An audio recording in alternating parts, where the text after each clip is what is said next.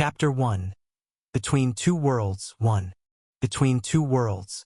They say you never truly appreciate something until you've lost it first. September 2026. Snow narrowly dodged a lethal blow that would have ended his life, thanks to his sharp reflexes. No. This isn't working. The battle had dragged both fighters to their breaking point. Every parry, every strike, screamed desperation. A mutual hunger to end this. And this isn't working either. Exhaustion finally overtook me. I slumped back in my office chair, realizing I'd spent hours hunched over my computer screen. For the past few hours, anyone passing my room would have heard the furious clatter of keyboard keys. Words had poured out of me today with unusual abundance. This complete immersion in the world my hands had woven made me lose all sense of time. When I finally resurfaced hours later, I realized how late it was.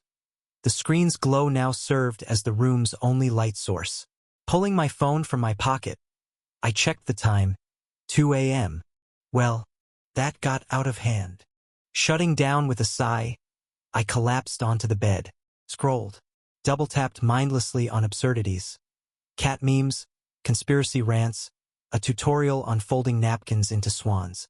Sleep dragged me under before I could overthink it. But in that bleary-eyed haze, I didn't notice the date. Didn't realize that today, of all days, I'd crossed into my 25th year. Early morning. As expected, I couldn't drag myself out of bed on my own. No surprise, given how late I'd stayed up. Thankfully, I'd never need an alarm. A gentle shake roused me, my mother's voice cutting through the fog. Wake up. You'll be late for work. Did you stay up writing that novel again? I've told you 1,000 times not to lose track of time when you do that. I dragged myself upright. Her words went in one ear and out the other. My eyes had barely peeled open, yet she'd already launched into her morning symphony of nagging. But I didn't mind. Truthfully, I could have set a dozen alarms. I just liked this better. A grown man, 25 years old, still needing his mother to wake him. Pathetic, right? But who cares what anyone thought? Morning, I grunted. She was still lecturing as I stumbled toward the bathroom, her voice chasing me down the hall. Hurry, hurry. So I hurried. 2 years since graduation. 1 grueling year of job hunting. Now here I stood, employed, adulting, a fledgling in the corporate nest. Technically still a newbie, though no room for slip-ups. Post-shower, I haphazardly assembled my most fashion-forward outfit, a losing battle, and joined Dad at breakfast. We got along effortlessly. Why wouldn't we? His eldest had ticked every box. Degree, job, independence. In his eyes, he'd asked for nothing more. The mood stayed bright even when my siblings shuffled in. Students still slogging through academia. After teasing them a bit, we piled into the car. My father drove us all, though this time, I sat in the back with my brothers. Mom had insisted on tagging along. I didn't mind the family chaos. After years studying away from home, I craved these moments. Truthfully, I could move out anytime. I had the means. But who in their right mind would want to? Not me. I'd savor these days with them while I still could. I love my life, I muttered under my breath. A happy family, a stable job, friends woven into decades of memories. What more could I want? If I lived 1,000 lives, I'd choose this one again. It was the modest pinnacle of my ambitions. As the car hummed forward, I tugged my laptop from my bag, intent on reviewing last night's work. My youngest brother's head instantly swiveled over my shoulder. Did you write a new chapter? What happened? Did the hero win? Did he use the light sky technique? I stifled an internal groan. Here we go. Smiling, I answered his barrage, a routine as familiar as the sunrise. In the rearview mirror, I caught my father's amused gaze. Your brother really loves your novel. Of course he does. Why else would he bombard me with questions every update? Glad my biggest fan's my own little brother?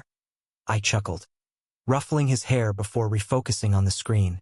The Land of Survival, a novel I'd started scribbling during university, a hobby that became an addiction, an outlet for my wildest ideas. Readers loved it. I loved writing it. Sure, the premise was classic. Demons invading the human world. But its appeal lay in the hero's life at a magic academy. Sword fights, spellcraft, tangled relationships. Demons. Magic. School drama. Charismatic characters. Who wouldn't eat that up? Even I devoured writing it. But it remained just a hobby. Hence why, years later, it's still unfinished. Readers complained about my snail-paced updates, and rightly so. I'd begun it ages ago, yet chapters trickled out like rare drops. I'll admit it earned me some decent cash. But no, I wouldn't chain my life to writing. My words weren't infinite, yet readers always hungered for more. Want more? Go to hell. This novel will end someday. But not today. With that thought, I snapped the laptop shut.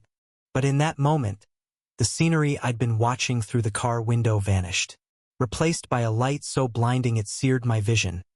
I jerked back instinctively, but before my eyes could adjust, everything slipped beyond the edges of sight. No time to breathe. No chance to fix my family's faces in my mind. Just the suffocating dark, swallowing the whole world. When you think everything is going perfectly, the world decides to flip you off. September 2326, 300 years after the Gates catastrophe. Lost in the void of unconsciousness. Adrift in darkness. A distant murmur of footsteps grew closer, followed by a soft voice calling out, "My lord! My lord! Wake! My lord!" WH what? My eyelids fluttered open, struggling to process my surroundings. Before I could fully orient myself, a searing bolt of pain lanced through my skull. I clutched my head, gritting my teeth against the agony. Ugh! What the hell is happening? I mumbled with difficulty, waiting for a response from the same gentle voice. "Lord Starlight, are you all right?" I instinctively turned toward the source of the voice and found a beautiful girl with jet black hair and porcelain white skin, dressed in a maid uniform straight out of the anime I used to watch. She stood there respectfully, as if awaiting orders, though a hint of disdain flickered unmistakably in her eyes. I slowly scanned my surroundings and realized she was standing far away due to the enormous bed I was lying in. Could this even be called a bed? Literally, I could play football on top of it. The room was massive, white marble floors with faint reflections of objects, towering walls, and a ceiling adorned with modern lighting that starkly contrasted with the rest of the decor. Who designed this place? It felt like forcing a 17th century architect and a 21st century tech bro to collaborate. The result? A chaotic fever dream of eras colliding. The room was fully equipped with every comfort, crammed with furniture, and I could spot a desk in one corner. Where am I?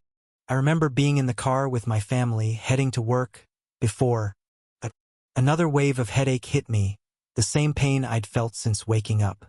Anyway, I need to figure out where I am. I threw off the covers. I was wearing simple black and gray sleepwear over my naked body. Wait, my body? A quick glance at myself froze me in place. Is this even my body? Pale white skin and a flawless physique with no trace of fat. I wasn't exactly overweight before, but I still had some flab. What I saw now was worlds away from my real body. Suddenly, anxiety crept in. The maid, still statue-like in the corner, didn't miss this. She quickly bowed and peered closely at me. "My lord, are you unwell? You've been acting strangely since you woke up." "Your lord?" I uttered, unable to process what I'd just heard. Where am I? Some medieval play. Wait, what did you call me earlier? Suddenly, a terrible realization dawned on me, and a wave of dread washed over my veins. At my question, the maid tilted her head. "What did I call you? Do you mean Your Excellency?" "No. Asterisk before that asterisk." I crawled across the bed toward her, closing the distance. Seeing my intensity, she flinched, stammering, Forgive me, my lord. Perhaps I erred in addressing you. I beg your pardon." Before she could finish her sentence, I roared, "Stop this nonsense and tell me what the hell you called me."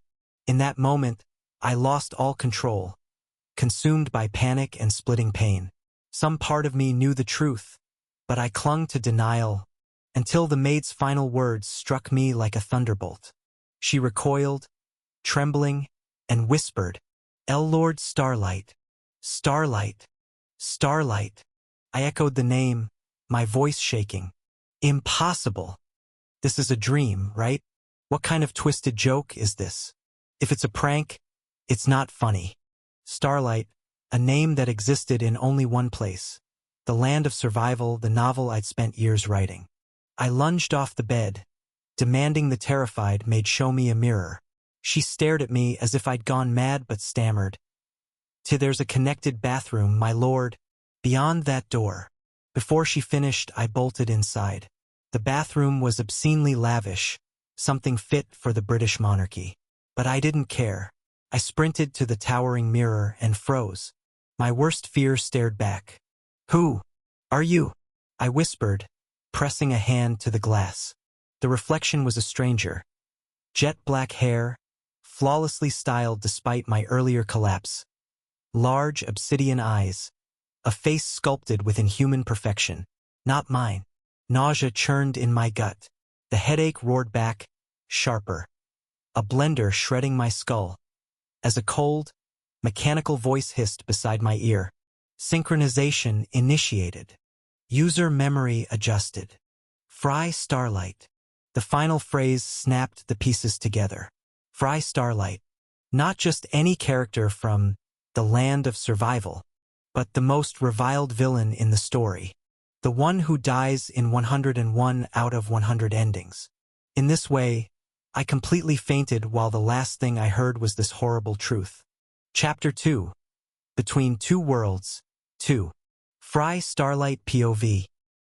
I opened my eyes slowly. A sharp screeching sound rang beside my ear, as if I'd awoken from a years-long coma. What entered my field of vision was that absurdly overlit ceiling. As for me, I was lying on that stadium-sized bed. This was the second time I'd opened my eyes to the same scene. Frankly, I didn't want a third. It took mere seconds to process the situation again, and I couldn't stifle a groan of anguish. Have I been reincarnated into my own novel? Impossible. This crossing into another world. Nonsense only happens in those stupid novels. I must be dreaming. After stealing another glance at the colossal room I'd been sleeping in, its staggering details left me laughing bitterly at myself. A dream? What dream feels this real? What dream makes you feel pain worse than anything you've ever known in mere seconds? I really did enter my novel. I gritted my teeth and dug my nails deep into the skin of my hands. My head felt like it was boiling over, forcing me to scream at the top of my lungs. Why? Why? Why? Why in hell's name? Why me of all people? I had a life, a family. I had. My voice trembled uncontrollably as I remembered my father, my family, my old life. A tear escaped as I cursed under my breath. Then, that gloomy voice echoed by my ear again. Synchronization complete. Host memories successfully transferred. Suddenly, a flood of foreign memories surged into my mind, but my consciousness clung only to that eerie voice. I leapt off the gigantic bed, consumed by rage, shouting incoherently, "Screw you and your synchronization. You son of a bitch! Who the hell asked your rotten ass to bring me here? Who wanted this new life? Answer me, you bastard! Who begged for a second chance? Take me back. Take me back to my life. I don't want chances. I already had everything. I don't want this life. Please, please take me back." After flailing wildly at the air, I collapsed to my knees. The anger vanished, replaced by crushing despair. "Please, I'm begging you. I have a family. I have." I sobbed violently as I gradually grasped the reality of my situation. The host body's memories kept flowing relentlessly, drowning out my pathetic whimpers. In the end, all I could do was scream with every shred of strength I had left. Of course, my breakdown hadn't gone unnoticed. Thanks to my earlier shouting, it wasn't long before people flooded into the room. Not that I cared. Only one thought consumed me. I'd lost everything. Days passed swiftly, and within the vast halls of the Starlight family mansion, whispers fluttered among the maids about the pitiful state of the young lord. The mansion is eerily quiet. One of the maids exhaled a cloud of smoke as she puffed her cigar by the window. True. It seems Lord Fry has finally lost his mind. Beside her stood two girls dressed in the same maid uniforms one only sees in movies. One muttered blankly, "You say he's gone mad? That Fry? Ah, impossible." All eyes turned to the gloomy, eldest maid, their natural senpai. "What do you mean? Didn't you see him screaming and flailing like a lunatic?" The old maid sighed deeply before continuing, her voice dripping with sarcasm. "That little devil could never go mad. I've served him since he was a boy. If I haven't lost my mind, how could he?" The others' faces paled with terror. "Miss Frederica, how can you say such things? Aren't you afraid he'll hear? I don't want to be on his bad side. Not after seeing what he's capable of." The youngest maid trembled, recalling the fate of those who displeased Fry. To become Frey's target was a fate worse than death. You'd become his plaything until you begged for death. A truth everyone in the mansion knew. Tsk. This is why you young ones never last long here. Frederica shook her head at the younger maid's naivety. "Anyway, the young lord is likely depressed." Depressed? Seeing their confusion, Frederica explained, "Yes, that little devil has, for the first time, loved someone other than himself." The maids gasped in unison. "The daughter of the Moonlight family's lord?" Frederica nodded. "He's obsessed, but it seems unrequited. She's not some girl he can claim with power. The Moonlights rival even the Starlights." After taking another drag, she added grimly, "Don't get used to this calm, girls. His rage will soon return, and we'll bear the brunt of it. Stay sharp." With that, Frederica left, plunging the others into dread. Fry Starlight POV. Lying on this cursed bed, I opened my eyes again. The 7th time. 7 times now, I've woken to this damn ceiling. Any hope that this was a nightmare vanished long ago. Now, I'm just an empty shell sprawled on a lavish bed. A week had passed since I was thrust into my own novel, trapped in the body of the villain, Fry Starlight. He was the most hated character in my story, a villain despised by all. If the protagonist didn't kill him, a heroine would. If not a heroine, another main character would. Even the other villains loathed Fry. Simply put, he was doomed. That kind of character. Seriously, after inheriting his memories, I realized how truly vile he was. He'd done things I hadn't even written. All this, and he's only 16. What a promising future. Sure, I know the death flags are piling up, but who cares? Me? Haha. To hell with everything. I don't even want to live in this world. Once I tried stabbing myself with a knife to end this nightmare. I wanted to die. But here's the thing. My hand froze the instant the blade threatened to pierce the delicate skin of my neck. Who was I kidding? Kill myself? End it all? I didn't have the guts. Not even an ounce of resolve. Only then did I realize how pitiful I truly was. So, I spent the last week doing absolutely nothing. Eat, shit, bathe, sleep, repeat. 7 cycles of this mind-numbing routine. Many came to visit, but I ignored them all. They left bewildered. Fry will die sooner or later. Since I couldn't end it myself, I'll simply wait for another character to kill me. The last few days were quiet. Fry, the young lord of the mighty Starlight family, one of the 3 most powerful human noble houses, lived in obscene luxury. I was particularly fond of the bathtub. The previous owner of this body was obsessed with cleanliness, and I'd inherited his obsessive-compulsive tendencies, bathing twice daily. I resented this body's habits, as if Frey's presence was slowly erasing mine. But I didn't care. I don't want to live in this world. I just want to die quietly in a corner. So I tossed in bed. Morning had already come, but I decided to sleep more. Until the demons began their serious movements, little would happen in this world. especially for a family like the Starlights. I had endless time to waste. After all, the main story's events wouldn't begin until a year later, when the protagonist and others enter the temple. The human realm had shrunk into a single colossal empire, forged by the relentless demon attacks that pushed humanity to the brink of extinction. But humans adapted swiftly. They awakened unique abilities and, after rivers of blood and tears, managed to repel the demons, To bolster their strength, humanity pooled all its resources and advancements to build a place where future leaders could be cultivated. The temple. Either way, the temple's events were still a year away. I sighed, rolling over in bed. Just hurry up and kill me already. I drifted back to sleep, ignoring everything. I couldn't stay asleep forever, could I? I was sitting at my desk, mindlessly scribbling on some papers, occasionally watching videos on my smartwatch, which I still hadn't gotten used to.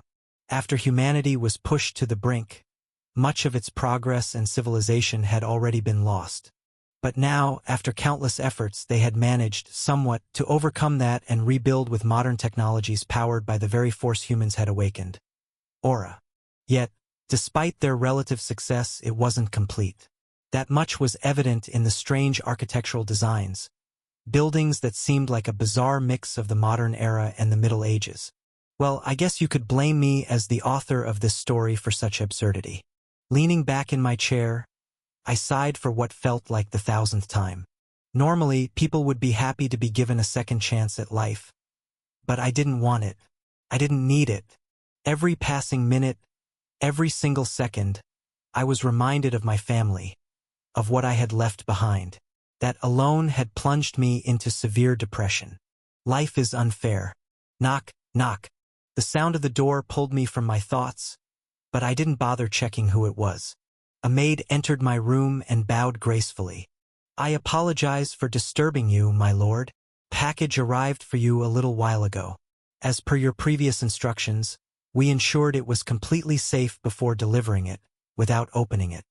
She placed a medium-sized box at the door, bowed lightly, and left.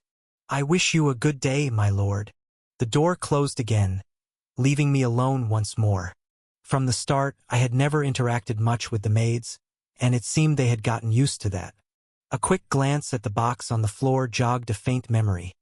Fry had instructed the maids never to look inside any package he received. Of course, that was because he often ordered rather dangerous things.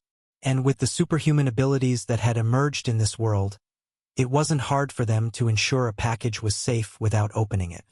Bored out of my mind, I moved toward the box and opened it. Let's see what you've got for me this time, old man Fry. The moment I saw what was inside, I froze. My eyes wide open. How could I not? My lips trembled as I reached in and pulled out that familiar black device, the one that had been with me for years. There was no mistaking it. This was my personal laptop. I carefully placed it on the desk, staring at it like a madman. Noticing the scratches scattered all over its surface, I instantly remembered how it got them, when I dropped it all those years ago. This was the very laptop I had used for so long, the laptop on which I had written the novel, tapping away at its keyboard. What the hell was going on? Was someone mocking me? With trembling hands and a racing heart, I opened the laptop, staring into the unknown future ahead. Chapter 3, Author's Tools. A gasp escaped my lips as I stared at the device in front of me. This is my computer. It's him. There's no way I'd mistake it. Not after all these years of tinkering with it. But the real question is, how?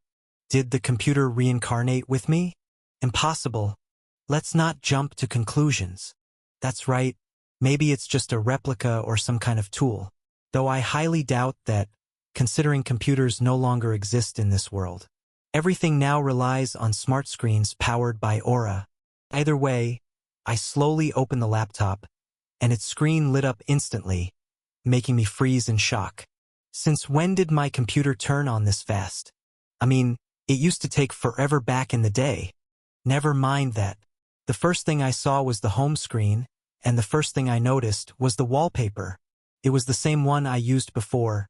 Song Jinwoo from Solo Leveling, wielding his daggers, It really is him, I muttered. If this laptop actually made it here, doesn't that mean there's a way to go back? A way to return to my world.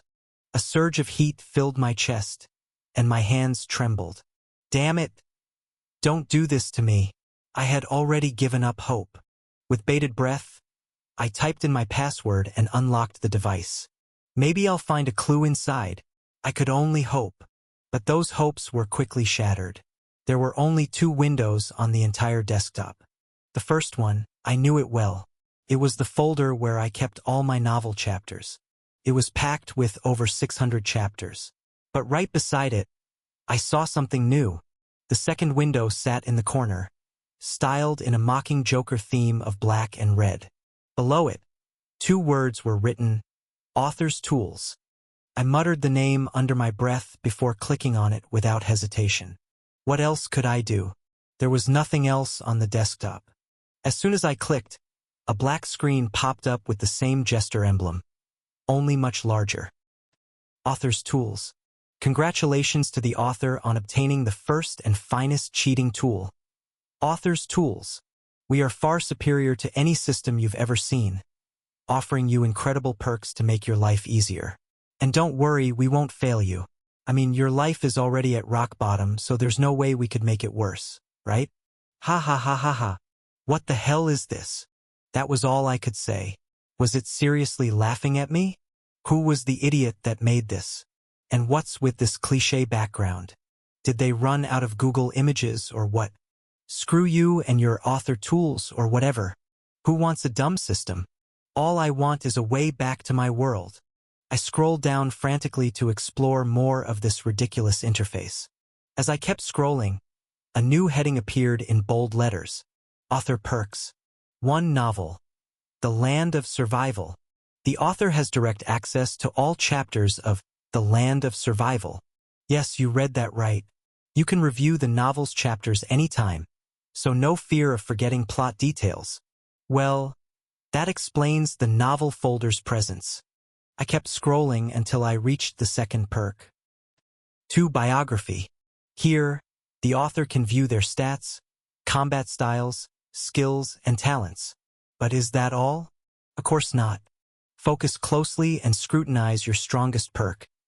The author holds the right to alter their biography. You can add any skill, talent, or ability. Sounds unfair, doesn't it? Sadly, it's not absolute. Every addition costs achievement points.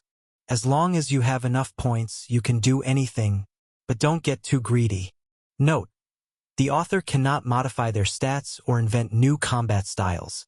Achievement points, earned by completing main/side quests, viewable here, or by leaving a significant mark on the main storyline.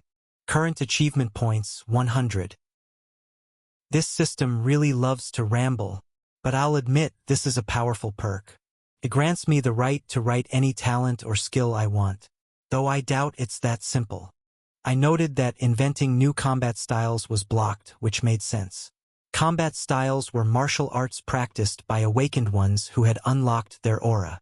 The stronger the style, the higher the realm one could reach, but aside from SSS-class beasts from the past, no one had ever invented a new style.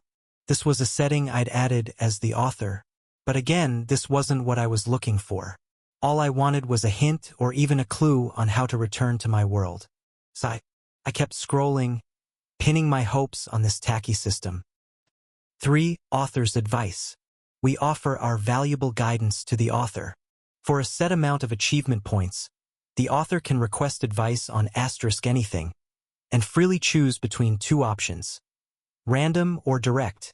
Random advice, 10 AP, provides vague, cryptic instructions, but guarantees the safest path forward, even if you can't understand it. Direct advice, 30 AP, offers clear instructions even a child could follow. However, while it leads directly to the goal, it always places an obstacle of some sort in your path. Proceed with caution. Ha ha ha ha. This is it. The moment I read about the advice feature, a thread of hope emerged. I could ask the system how to return to my world, right? Yes, this'll work. How many of these stupid achievement points do I have again? I scrolled up hastily and found the system had granted me 100 AP. More than enough. Without hesitation, I chose direct advice. Screw randomness. I typed immediately, "How to return to my world." The words direct advice glowed, and I waited breathlessly, only to be crushed. What appeared was simply, "Oh?" 3 massive question marks filled the screen. I clenched my fists and tried the random advice option instead. But the result was identical. "Oh?" The same answer. Bitterness flooded me as I realized this system was toying with me. It dangles hope, then snatches it away. Do I look like a game character to you? No. Calm down. I took a deep breath. I haven't lost hope yet. Think logically. If there were no way back, the system would have answered with a flat no. Not cryptic question marks. Right? Let's test this again. I immediately typed, "How to defeat the Demon King." This was an entity whose power surpassed even SSS-class beasts.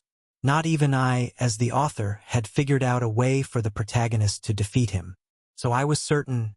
My expectations were confirmed when the direct advice yielded the same response. Oh? I was right. The system's advice had limits. It wouldn't answer everything. Thinking about it, this made sense given how cheap the feature was. It'll probably respond if I ask something within its capacity. Yes, it's too early to despair. I forced myself to stay calm and kept exploring the author tools. For image, future snapshot. For a set amount of achievement points, the author receives an image of a future event. The farther the event, the higher the cost. This is useful, but not what I'm looking for. I ignored it and scrolled further, only to be met with cruelty. The interface now showed only quests. Nothing else. I laughed bitterly. So, it's useless. I slammed my fist on the desk, frustration boiling over. Useless. I'd been given a system like those cheesy protagonists in web novels, but what's the point? It won't grant my real wish. With hollow eyes, I skimmed the quests list dismissively. Quests were divided into 3 categories. Side quests. Low AP rewards. Easy tasks. Harass a maid. Punch that guy.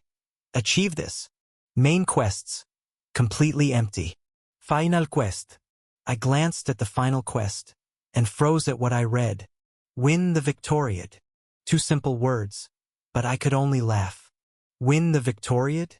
Heh. This quest was nearly impossible, if not outright impossible. Why? Let me explain.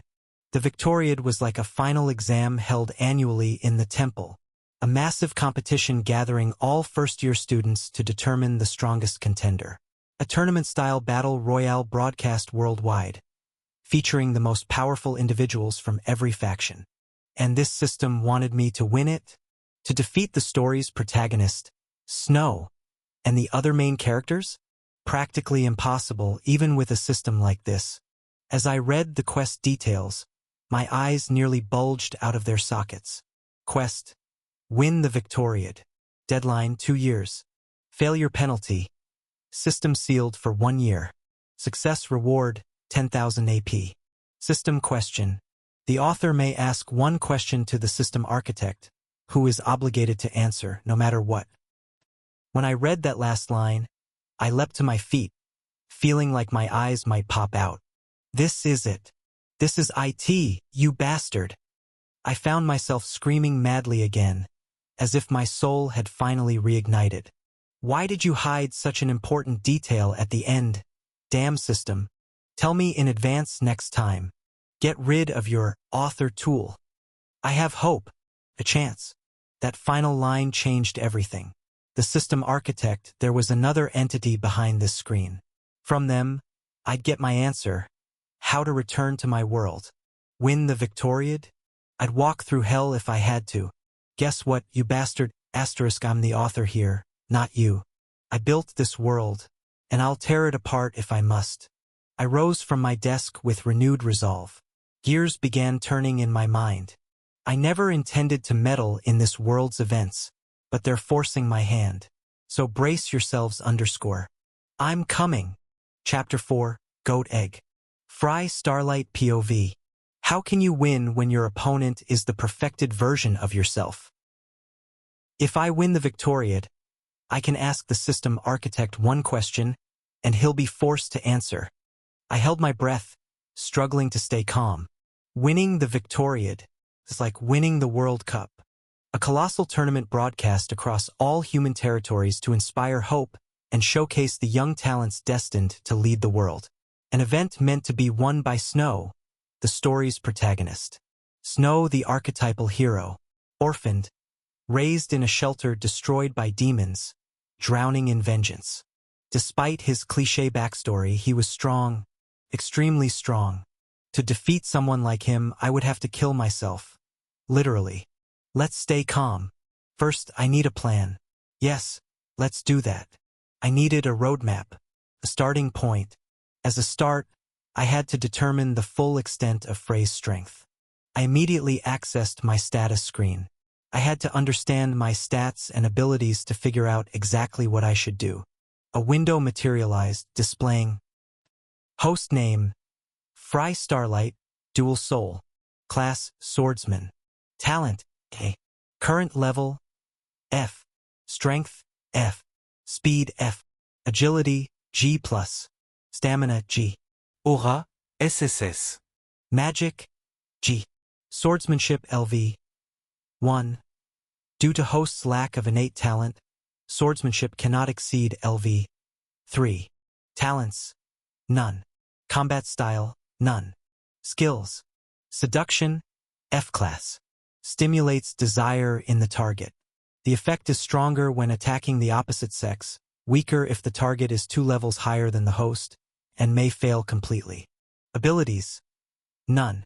System note, you're weak, extremely weak. We strongly advise you to increase your strength before you die. I stared, speechless. Fry's stats were catastrophic for a Starlight family lord.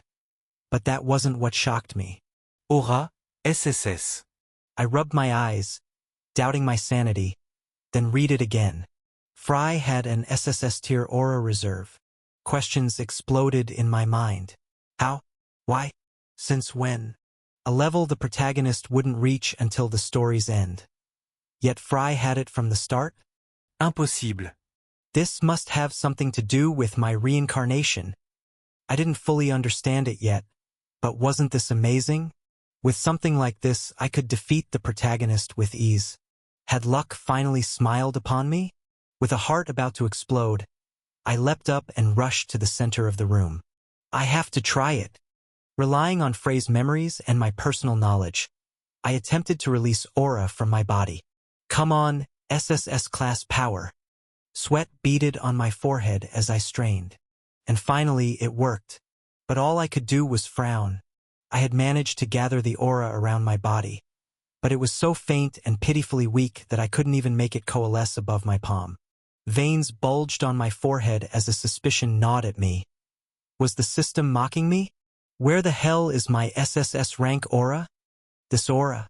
Forget about F rank, it wasn't even G+.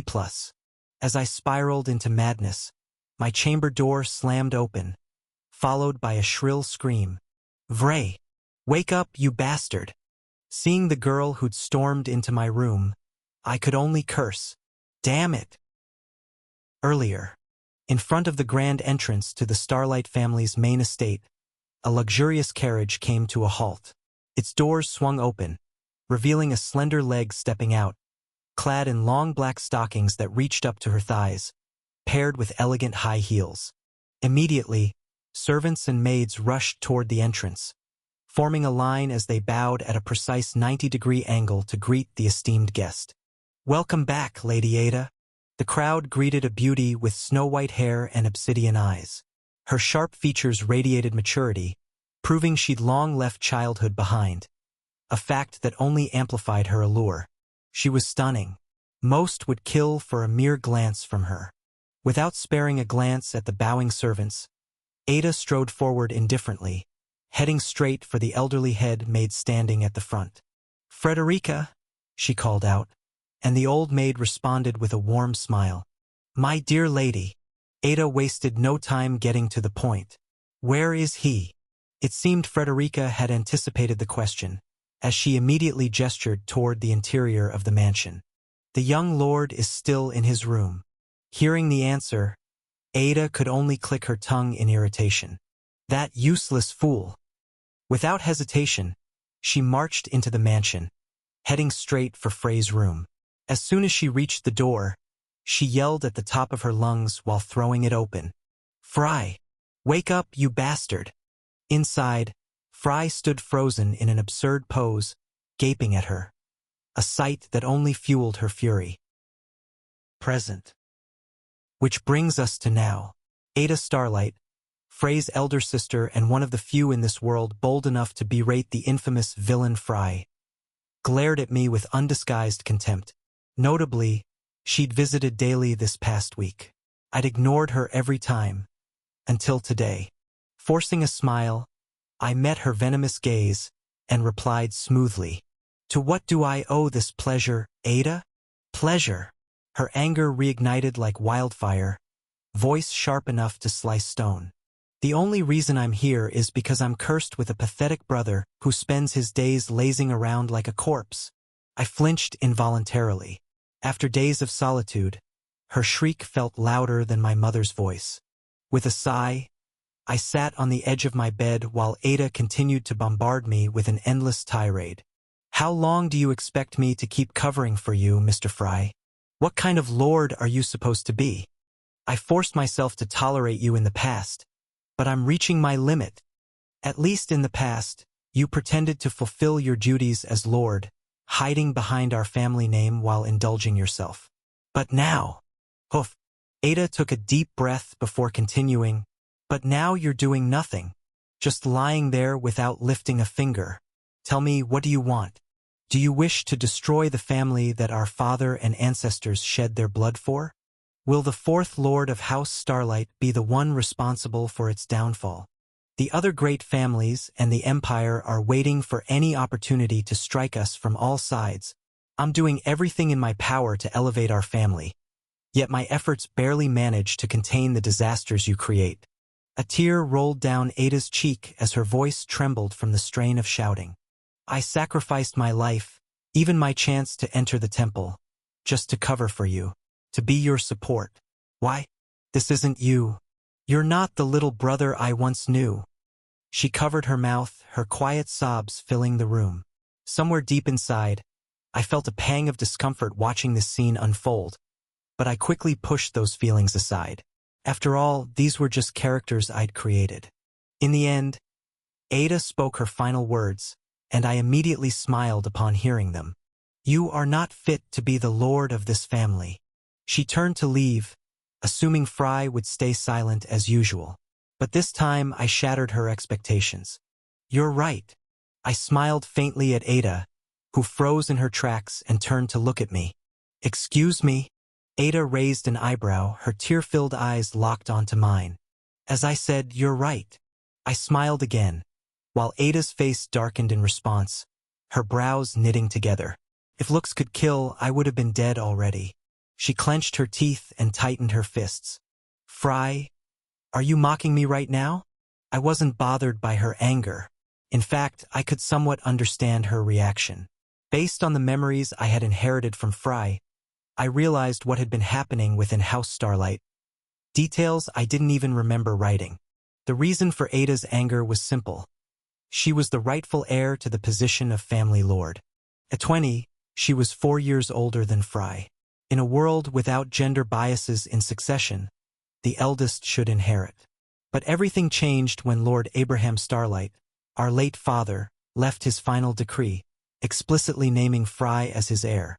It seemed the previous lord loved his son dearly, and since he had been an overwhelming SS+ rank existence, even the elders of House Starlight couldn't touch or oppose his decision, out of their deep respect for him. No wonder this trash-tier Frey had survived this long. I got up from my bed and walked toward my computer. "I'm not mocking you, Ada." I tapped on my keyboard and glanced at my stats again. "I'm weak. I didn't study statecraft or philosophy. I've never bled for this family. I lack a lord's bearing, his wisdom, his resolve. But you have it all. I gestured casually toward Ada, who stood with her head tilted, staring at me in utter bewilderment. Fry, what are you saying? I don't.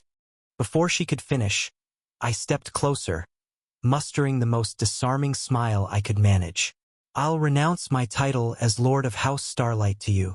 Silence swallowed the room. I reveled in the flicker of emotions crossing Ada's striking features. Shock, suspicion, then a fragile, disbelieving hope. Her mouth fell open in a perfect, oh. Her face frozen in a comically stunned expression. And who could blame her? These were words she wouldn't have heard even in her wildest dreams. She'd been wronged, stripped of her rightful claim, yet she'd swallowed her rage for the sake of her beloved father, her worthless younger brother, and the family name, even though the years had been anything but kind to her, thanks to the bastard Fry. But now, here I am, offering her hope, like a light at the end of a tunnel. Fry, what are you? I swear, if this is another one of your twisted games. I didn't let her finish. Instead, I swiftly threw out my next words, ones that would settle this matter for good. An aura contract. Ada's eyes widened to saucers. A what? I smiled. I'll sign an aura contract. Surely even you can't doubt the sincerity of that, right? She trembled visibly, and I relished every twitch. The aura contract was a system I'd created for my protagonist Snow, a binding pact where both parties swore oaths under lethal penalty. Break the terms, and the aura embedded in your veins would detonate within the offender's body, reducing them to nothing but minced flesh. In this world, there was no stronger guarantee. Ada's trembling grew worse as she muttered, Fry, why would you do this? You're joking, right? You're playing with me. Yes, that's it. There's no reason for you to give up your position. You gain nothing from this. I answered calmly. I said I'd sign an aura contract. Does that sound like a joke to you? And who said I gain nothing? There are one or two things I'd like from you in return. Her expression darkened, suspicion filling her gaze the moment I mentioned taking something from her. But I was confident she wouldn't refuse. Just as I'd walk through hell itself to escape this story, she'd sell her soul to claim what was hers. That was my greatest weapon here, knowing every thread of this tale I wove. I glanced at my stats once more. Weak. I was far too weak. Not to mention the dormant SSS rank aura that had yet to activate. Everything else was downright pathetic. I needed to strengthen myself as much as possible, and the first step started with Ada, who would help me. Everything began here. Between a hesitant Ada and a confident Fry, another ordeal was about to unfold, one whose secrets no one could yet foresee. Chapter 5: Organized Chaos. When the world throws its nonsense at you, you have no choice but to go along with it, even when you know it will end with your death. Ada flinched involuntarily as her gaze locked with Frey's obsidian-black eyes. For some reason, Fry seemed different today, more terrifying than usual. It was as if he had finally matured, revealing his true nature.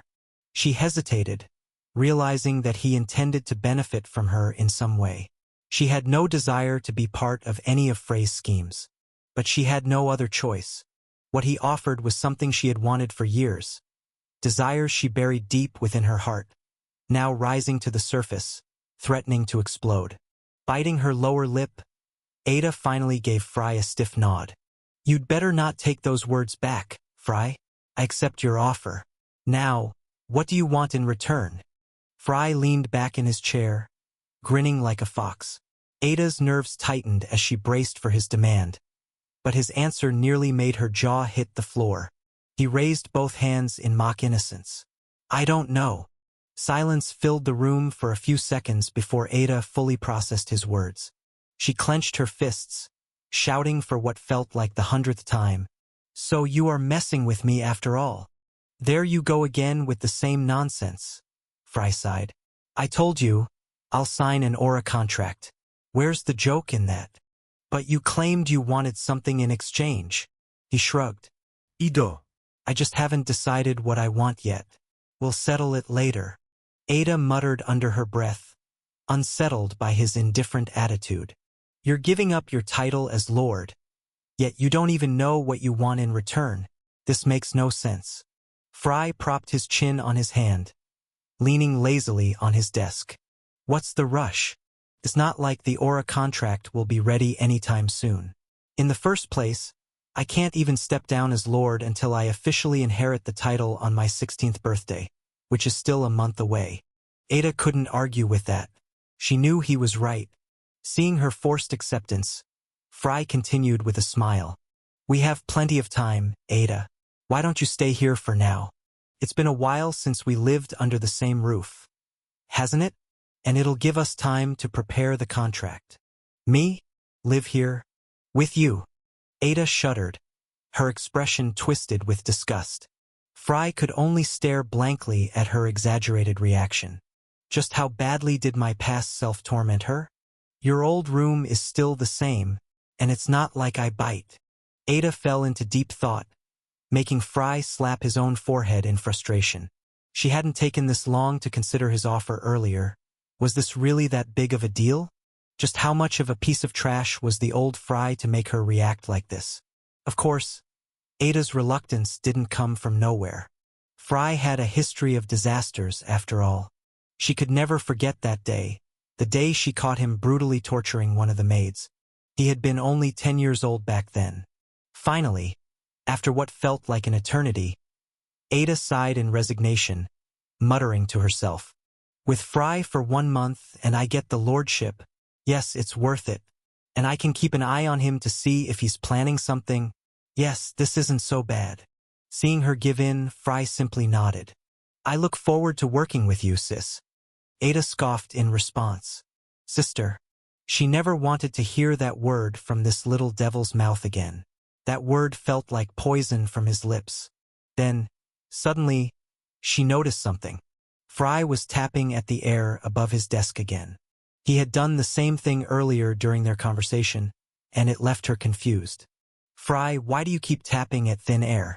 Have you lost your mind? Or are you playing some kind of trick on me?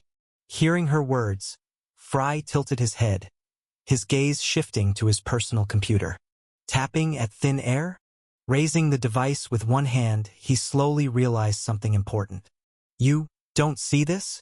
Ada narrowed her eyes, focusing on his empty hand. See what? Your hand is empty. Hearing her answer, Fry let out a low chuckle, the kind of laugh a villain makes when tormenting their prey.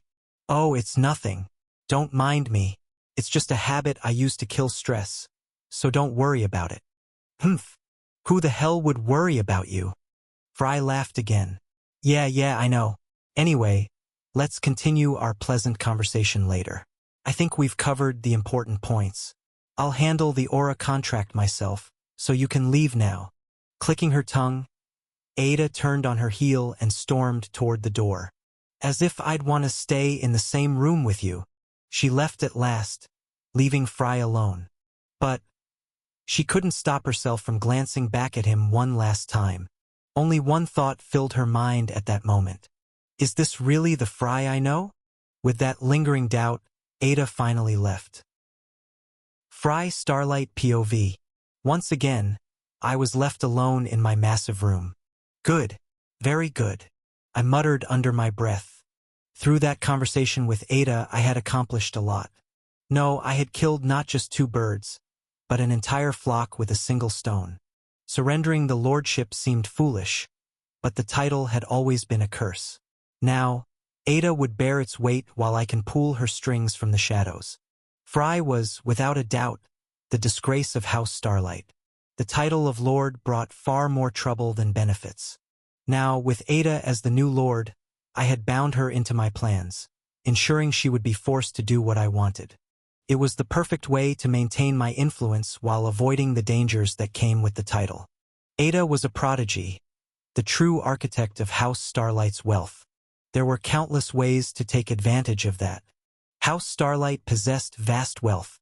Wealth I would be more than happy to claim for myself. Money and skills. Those were the 2 things I needed from this family the most. As for swordsmanship, I already had a plan for that. I just wasn't ready yet. Taking another glance at my status window, my focus shifted to my aura trait, darkness.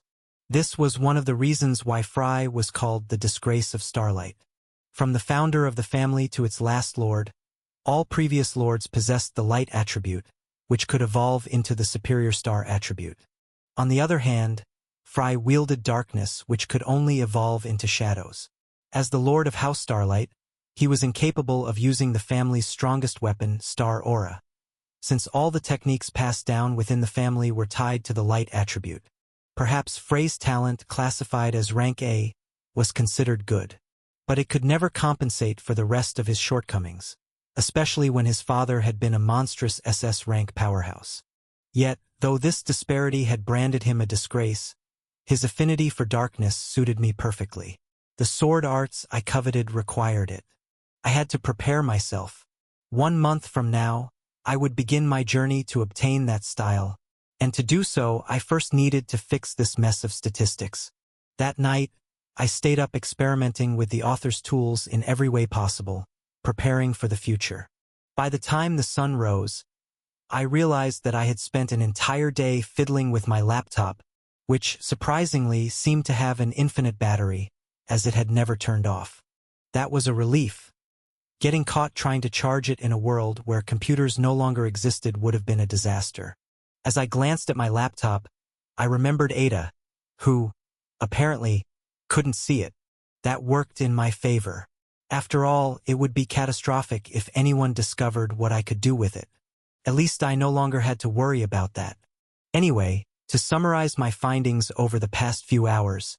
First, when the system's advice, whether random or direct, failed to provide a valid response to my requests, I didn't lose any achievement points.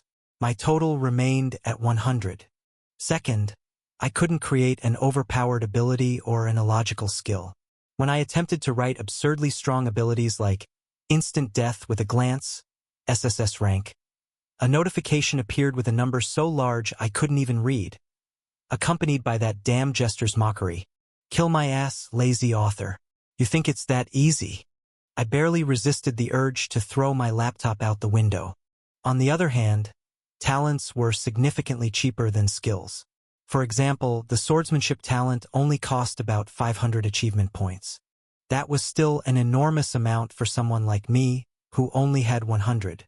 As for skills, I decided to acquire and develop existing ones rather than create new ones from scratch. It was far more cost-effective. I realized this while tampering with Frey's soul skill, Seduction.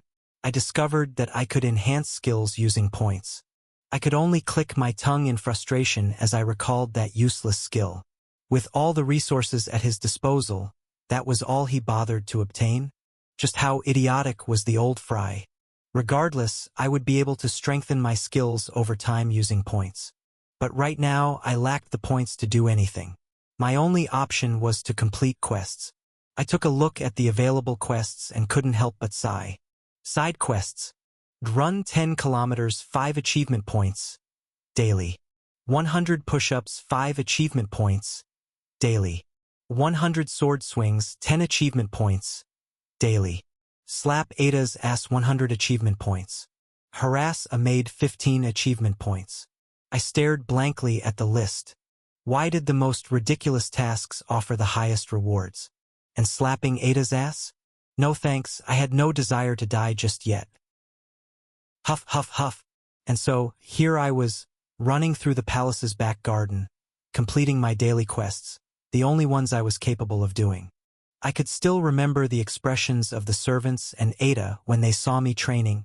It was something they never expected to witness in their lifetimes. Even though my body was considered strong by normal human standards, it was nothing compared to others in this world. This was illogical, given Frey's status. Someone like him should have been provided with the best resources for training. Yet here I was, panting after running just 10 kilometers. Something was definitely off. I collapsed onto the lush green grass, drenched in sweat, resisting the overwhelming urge to take a bath. Unfortunately, I had no choice but to endure it, since the remaining quests were impossible to complete. And harassing a maid? That option disappeared the moment I decided to keep Ada around, as she would never allow such behavior. Besides, I didn't want to ruin my already abysmal reputation, It was crucial to my plans. I got up and walked toward the bag I had left nearby, pulling out my laptop to check my progress. Completed quests. A run 10 kilometers, 5 achievement points, heavy check mark. 100 push-ups, 5 achievement points, heavy check mark. 100 sword swings, 10 achievement points, heavy check mark. Current achievement points, 120. Well, that worked. I exhaled, gazing up at the blue sky above. Starlight Palace was isolated, making it a quiet place. A rare moment of peace in a world like this. Only 1 year left until the main events of the Temple Academy begin. I needed to become strong enough by then. I was obsessed with racing against time, constantly refining my plans. Fueled by my desire to see my family again and return to my world, I pushed myself forward. I had to grow stronger fast. As I drowned in my thoughts, I couldn't help but acknowledge how real this world felt. So eerily similar to my original one. Despite the disasters that had ravaged the earth, it was still a beautiful place. Currently, the territories of humanity had shrunk to include only part of what was once Europe and parts of Western Asia, ruled under a single vast empire. The rest had either fallen to demons or to monsters that mutated under the influence of that vile entity. While I sat here in the grandeur of Starlight Palace, countless battles were undoubtedly raging elsewhere. Every day, hundreds perished. Since the emergence of the gates, Earth's population had plummeted from 8 billion to barely over 500 million. A catastrophic loss that left humanity on the brink of extinction. I savored the fleeting tranquility around me as I repeated to myself, "This isn't my world. Let the weak die. Let the strong survive. I don't belong here. Yes, I'll use every means necessary to return to my world. As for the story of the land of survival, someone else can live it." In the end, I made my way back to the palace, preparing for my next move. If I executed the insane ideas swirling in my head, I might not live long. But what choice did I have? Risking my life was the least I could do to accomplish the impossible task set before me. So be it. Show me what you've got, world. Chapter 6. Cheating Hero. Fry Starlight POV. I felt the wind tousling my hair as I sat at a small table, a single pen and sheet of paper laid before me. Across from me, Ada meticulously scrutinized the document.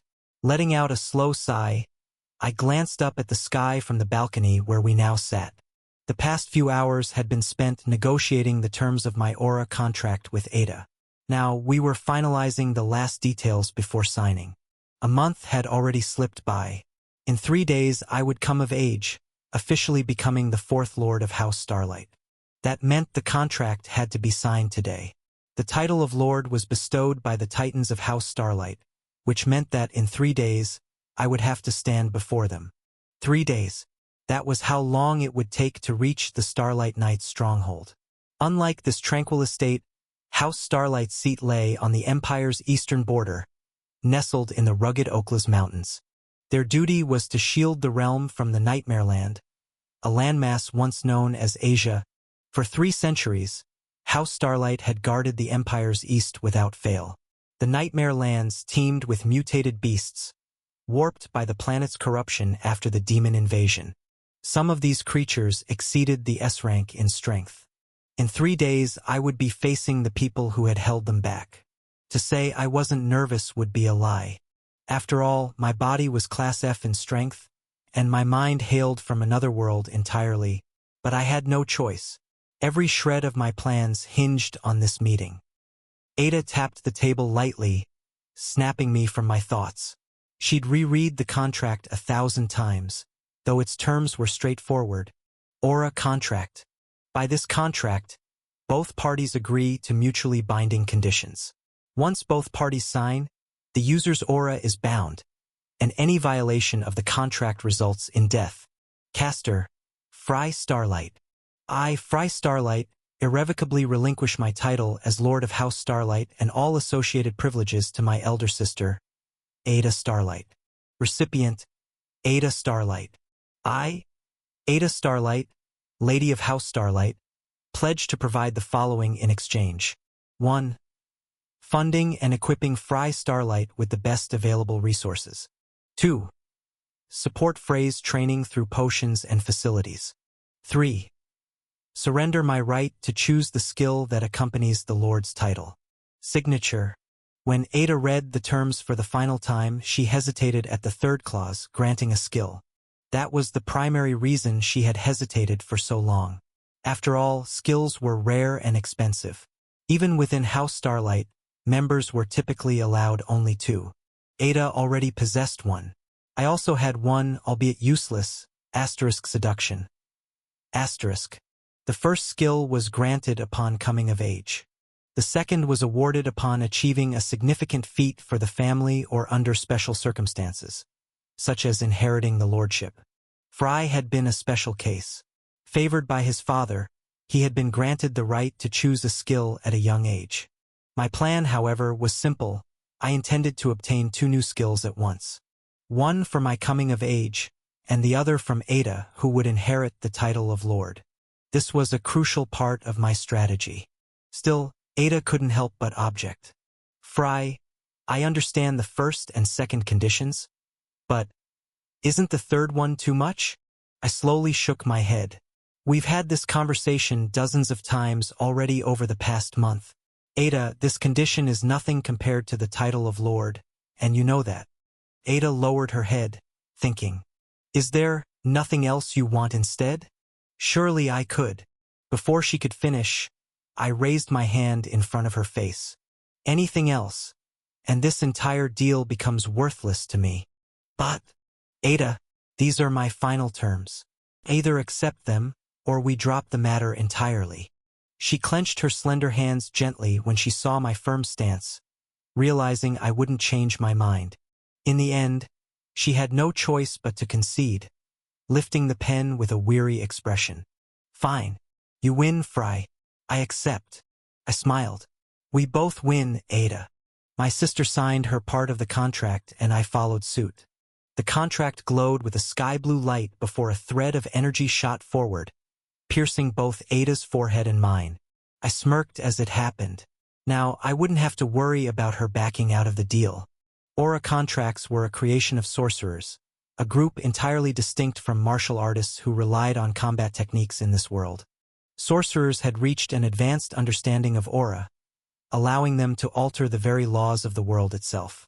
Their abilities were vast and limitless. They were a terrifying presence on any battlefield, and this paper in my hands was one of their masterpieces.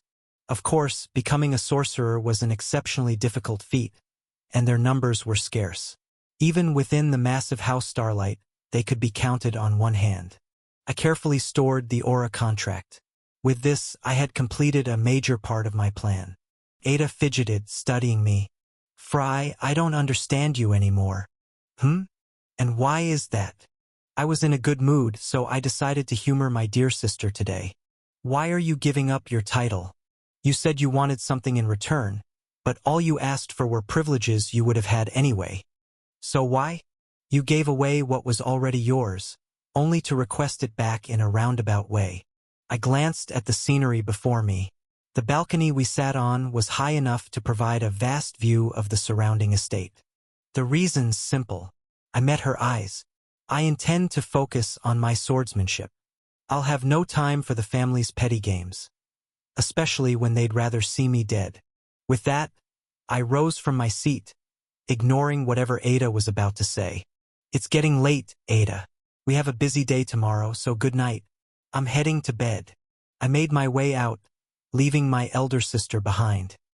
Upon entering my room, I immediately walked to my desk and sat down in front of my personal computer. I took a quick glance at my stats and noticed some improvement, a natural result of the training I had been doing over the past month. Host name, Fry Starlight, Dual Soul. Class, Swordsman. Talent, A. Current rank, F. Strength, F. Speed, F. Agility, F. Endurance, F. Aura, SSS. Magic, G. Swordsmanship LV.1. Asterisk due to the host's lack of talent in swordsmanship. This skill cannot surpass level 3. Asterisk. Talents, none. Combat style, none. Skills. Seduction, rank F. Asterisk a skill that stimulates desire in the target. Its effect is stronger when used on the opposite sex. The effect is weaker against stronger opponents and may not work if the target is 2 levels higher than the user. Asterisk. Abilities. None. Achievement points. 620. System note. Asterisk you are still incredibly weak. We strongly recommend finding a combat style or acquiring a skill soon before you get yourself killed. Asterisk. Well, at least I had improved a little. I had advanced from F to F in just 1 month, which was good after all. Phrase talent was a rank. As for phrase talent limit, I wasn't too worried. I could break past A rank and enter the S rank tier using achievement points, but there was no need to do that just yet. An A rank talent was sufficient for now. Speaking of achievement points, I had finally accumulated a decent amount, just enough to create a new talent after a full month of suffering. The daily quests had been getting progressively harder, while side quests still appeared from time to time.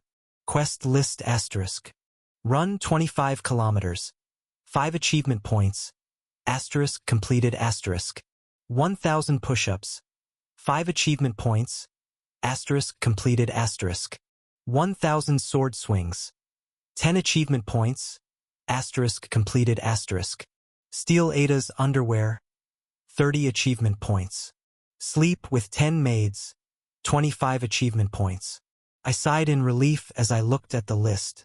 The daily quests had become significantly harder, and the side quests.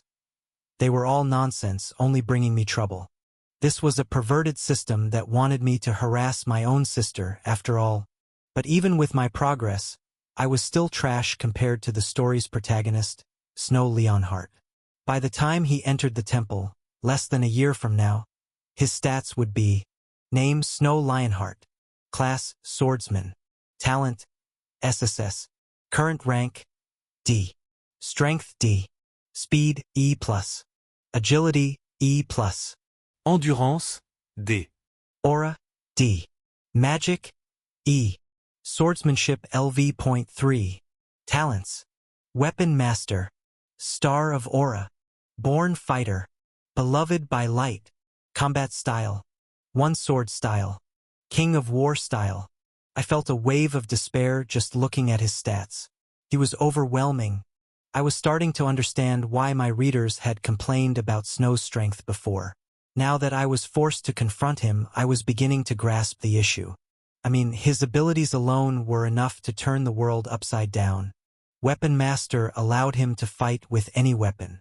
Born Fighter let him master any combat style with ease. Star of Aura granted him monstrous control over aura. And worst of all, the cheat ability Beloved by Light let him use all elements at 100% efficiency. I threw myself onto my chair. What the hell was I even trying to do? How was I supposed to defeat this monster? This was the beginning of a 1,000-mile journey. A journey where no matter what I did, I couldn't take a single step forward. For every step I took, he would take 10. Taking one last look at the protagonist's profile, I noticed his combat style, *one sword style. Filled me with nostalgia. That was the fighting style of the first emperor, the man who had protected this world and sealed the dimensional gates by sacrificing himself.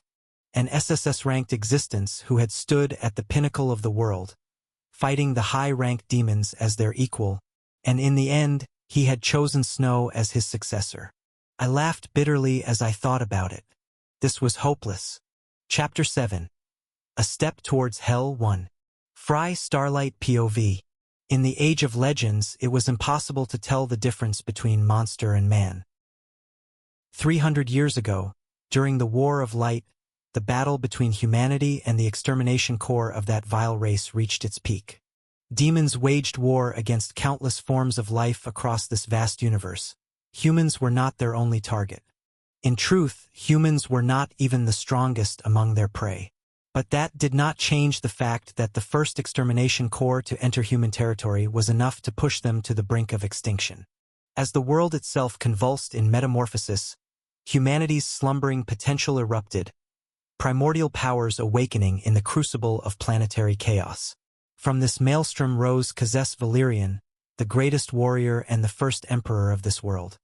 He stood against the highest-ranked demons and, in the end, sacrificed himself, igniting his very soul to seal the rift and prevent the demons from invading. This legendary being left his will to wander the world for decades, waiting for one worthy of his power. And that chosen one was Snow, the protagonist of the story, the one I was forced to defeat. I clenched my fist at the thought. The one-sword style was undeniably overwhelming. Present, I had no style at all. A swordsman without a combat style was, quite literally, nothing. No matter how much he trained, no matter what he did, he could never reach true strength. But I was not worried about that. After all, let's talk a little about the hero worshipped by so many in this world, the one-sword Valerian. Was he strong? My answer is yes. He was beyond powerful, an SSS-class existence with enough strength to shake the world. But was he the strongest? The ultimate human? My answer is no, and I doubt it. The one sword was undeniably great, but not the only one. That was something I knew as the creator of this story. Yet the one sword had led this world into a delusion. During the War of Light, many great warriors emerged, perhaps even ones who surpassed the one sword himself. Names like the sword god Avalon and the patriarch of the Black Death, Chun Ma. Both could have achieved what the one sword did, but they didn't, because they understood the truth. The power that sealed the rift was merely a child's game to the Demon King. Even his highest-ranking demons could shatter this so-called impregnable defense. Had it not been for the large-scale war that demons waged across various races, Earth would have long since ceased to exist. Understanding this, warriors like the sword god had no interest in noble sacrifices or sealing rifts. They were warriors, bloodthirsty ones. Even before awakening their powers, they were fighters by nature. Madmen who tried to take the war to the demon's realm, crossing the rift to spread havoc. What I sought now was one of these madmen's techniques, Chun Ma's 10,000 Steps of Shadow. Without it, my entire plan was worthless. I needed this style no matter the cost. Luckily, I knew where to find it. The story's hero, Snow, was destined to find it far in the future while hunting for a weapon, stumbling upon Chun Ma's blade and the accompanying martial art. By then, however, he'd already mastered the one-sword style. In truth, that subplot existed solely to introduce readers to ancient legends. I knew where it was, but therein lay the problem. Chun Ma was a warrior of Chinese descent. His style was hidden within his sect's ruins, buried beneath what was once the Himalayas in China. Now, however, that region lay at the heart of the Nightmare Land, a domain infested with S-class beasts and worse. My chances of surviving a journey from the Eastern Empire's borders? 0. But did that mean I would give up? Never. I had a plan up my sleeve. Though most of it was built on mere conjecture, I trusted my instincts, as the one who created this world from nothing. Whether I would succeed or not, only time would tell. Without realizing it, I had already fallen asleep. Early the next morning, I awoke as usual in my training hall bed. I'd long lost count of how many times I'd opened my eyes to this ceiling. Following the habits of this body, I awoke at precisely 6 in the morning, took a long bath due to my obsession with cleanliness, and spent the rest of the time doing whatever I pleased. But today was different. At 7 a.m. sharp, I'd take my first step into this world. A 3-day journey to the Oaklas Mountains, home to the Starlight family's headquarters. This would be my first time leaving Starlight Palace. I felt like a bird escaping its cage, equal parts exhilarated and uneasy. I chose clothes from Frey's massive wardrobe and left my room. The servants had already prepared everything, and I found Ada waiting for me downstairs. She would be my escort during the inauguration ceremony. In the main story, this would have been impossible, Ada agreeing to accompany Fry or live with him. And yet, here we were, the Starlight siblings together for the first time. I sat across from her and quietly ate my breakfast. Apart from the brief morning greetings we exchanged, Ada and I had not spoken a word during breakfast for the entire past month. That didn't bother me. As long as our cooperative relationship remained intact, I asked for nothing more. Ada Starlight's POV. I couldn't stop watching him. It had been a month since I moved in with my little brother, the one they called the devil. I loathed him to the core. He was corrupt, an evil existence unworthy of being part of this family, and I had believed that with all my heart. So I refused to accept what was happening. In the past, Fry left disasters wherever he went. Irresponsible, self-serving, caring only about himself. But somehow, he changed. First, he gave up his title and privileges to me, fulfilling my greatest dream, so much so that I couldn't believe it at first. That day, I started watching him. My little brother, Fry. He suddenly began following a strict daily training routine. He started requesting various training potions and occasionally asking me bizarre questions. Questions he should have already known the answers to. What was even stranger, Fry had stopped tormenting the servants. He had always shouted over the smallest things, throwing violent tantrums that led to disasters. In the past, he harassed the noblewomen of major families and had long been obsessed with the daughter of the Moonlight family's lord. Now, not a flicker of interest. He'd grown cold, detached, shoulders perpetually weighted as if bearing mountains. When he told me he wanted to focus on his swordsmanship and escape the family's nonsense, especially their attempts to kill him, those last words left a bitter taste. Did I pity him? No. He deserved every ounce of contempt for what he had done. But if, somehow, he had truly decided to change, to finally become serious again, truly returned to the kind younger brother I'd once known, then I would protect him with everything I had. These were my thoughts as I watched his back while we departed Starlight Palace, servants bowing in our wake. Today, our journey to the main family estate would begin. Fry Starlight's POV. I boarded the carriage waiting for us at the palace gates. Inside, Ada sat across from me. I still wasn't used to the strange technologies this world relied on. This carriage resembled a limousine, except for the fact that it had no wheels and instead hovered above the ground. I remember writing about something like this in the past, vehicles powered by aura, gliding effortlessly over the earth. But seeing it in reality, I couldn't help but admit how ridiculous the idea was. The carriage shook slightly as the driver set it in motion. At the front, an armored vehicle cleared the way, while riders followed from behind, escorting us along the road. We had a long journey ahead, over 1,000 kilometers to be precise. Although the trip wasn't supposed to take a full 3 days, it was still understandable for 2 reasons. The first was the danger of flying too high. The skies were far from safe, ruled by terrifying creatures that claimed the heavens as their domain. The second was our destination. The Empire was filled with teleportation gates connecting major cities, but since Starlight's headquarters was a military stronghold, no gates were available nearby, and so we were forced to travel the long way. The scenery blurred past the carriage window at incredible speeds. From time to time, I saw people and other vehicles soaring along the roads. I saw strange architectural designs, things I had once only imagined in my mind. I was happy to see the world I had created come to life, and yet, I was devastated to be a part of it. Watching the rapidly shifting scenery, I found myself wishing for what had happened before, when I was in the car with my family. I wanted, more than anything, for that light to return and take me back to my world. But that was nothing more than a one-sided wish. Fry.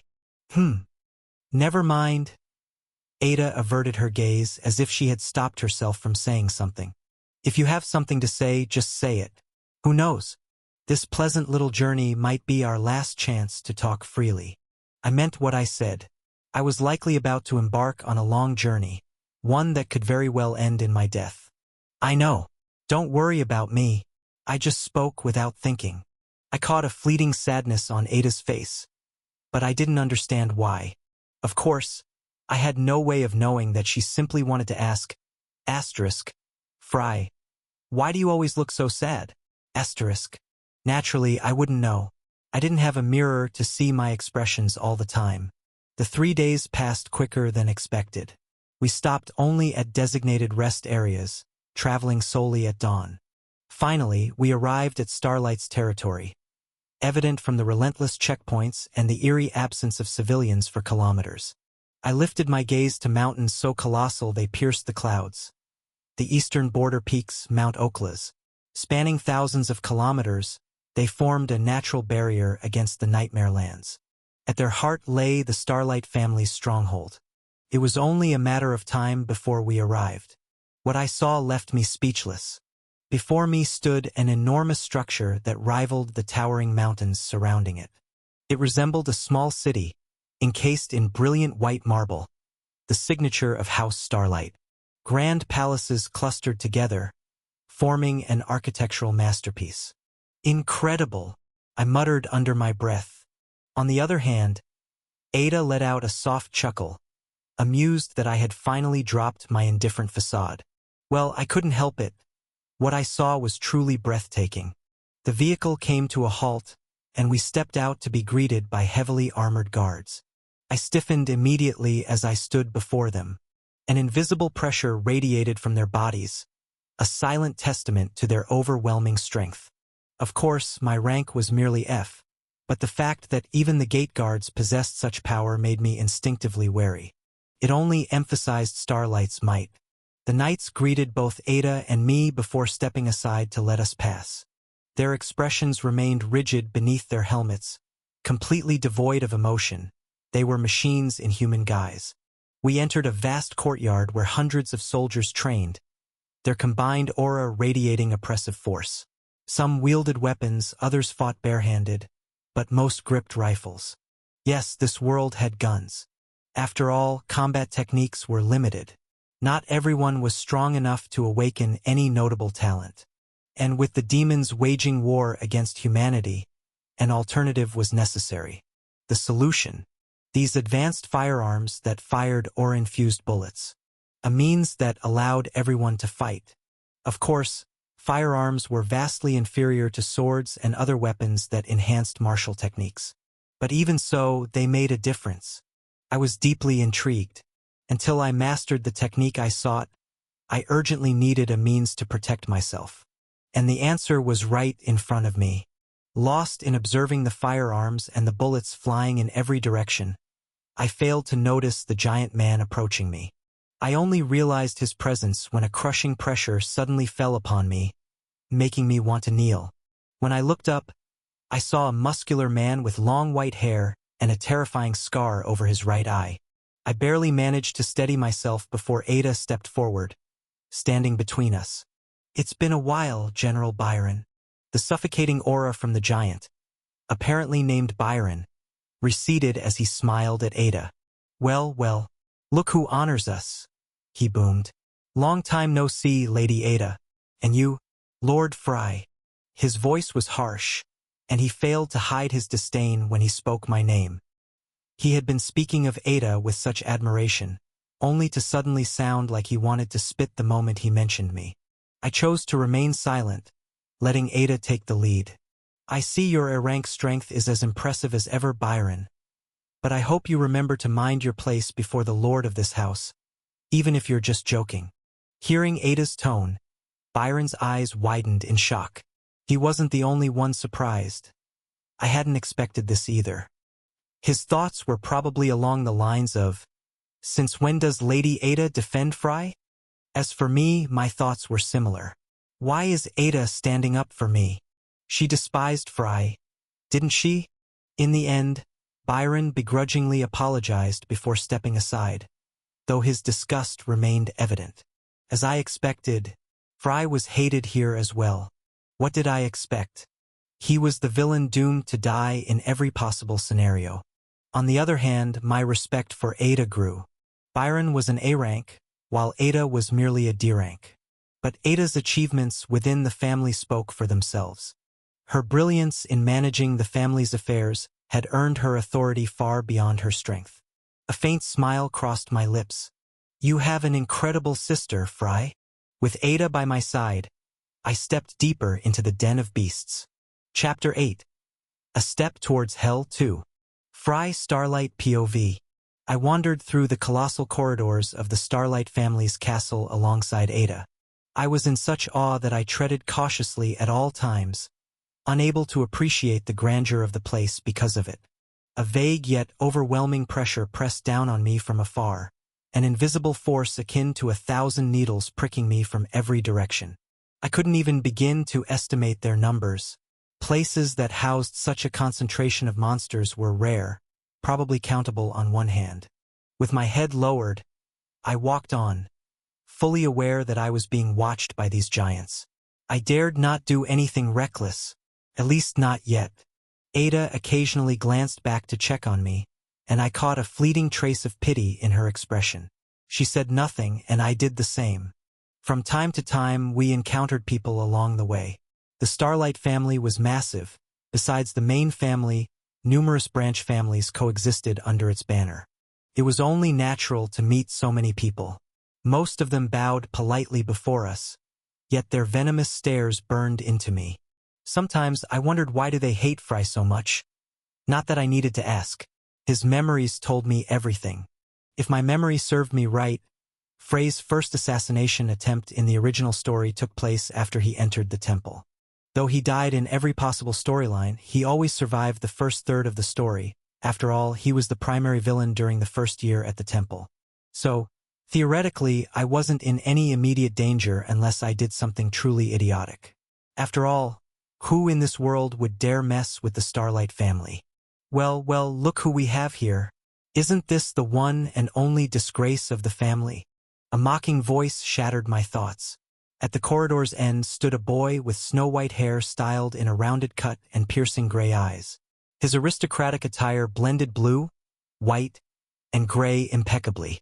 Behind him loomed a girl mirroring his features, though shorter, her head tilted with bored indifference.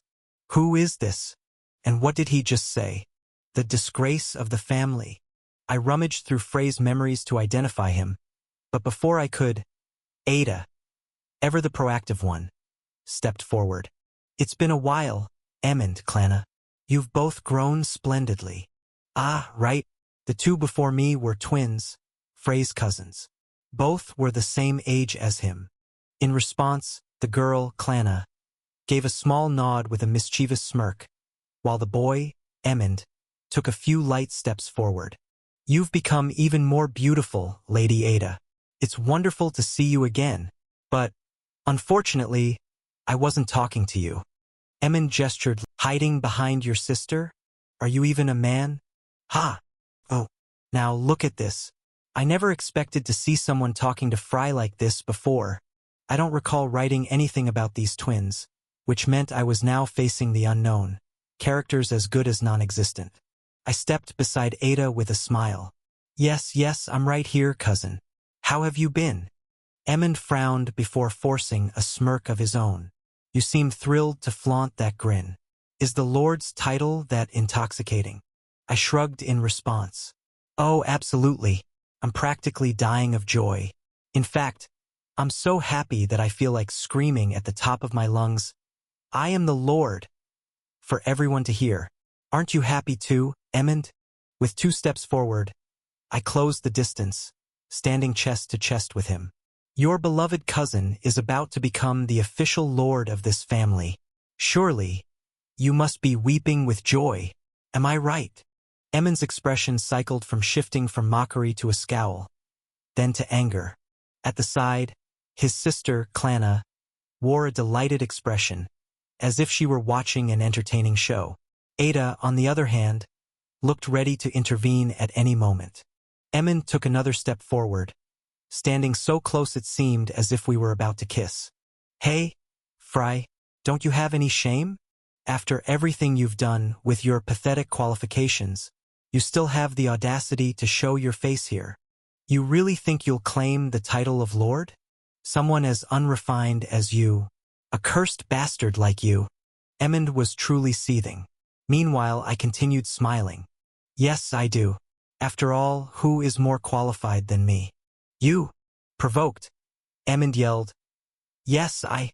But before he could finish, a slender hand stopped him from behind. Clanna placed her hand on his shoulder, her gaze sharp and dangerous. Immediately, Emond held himself back, regaining his composure. He stepped back a few paces, then let out a soft chuckle.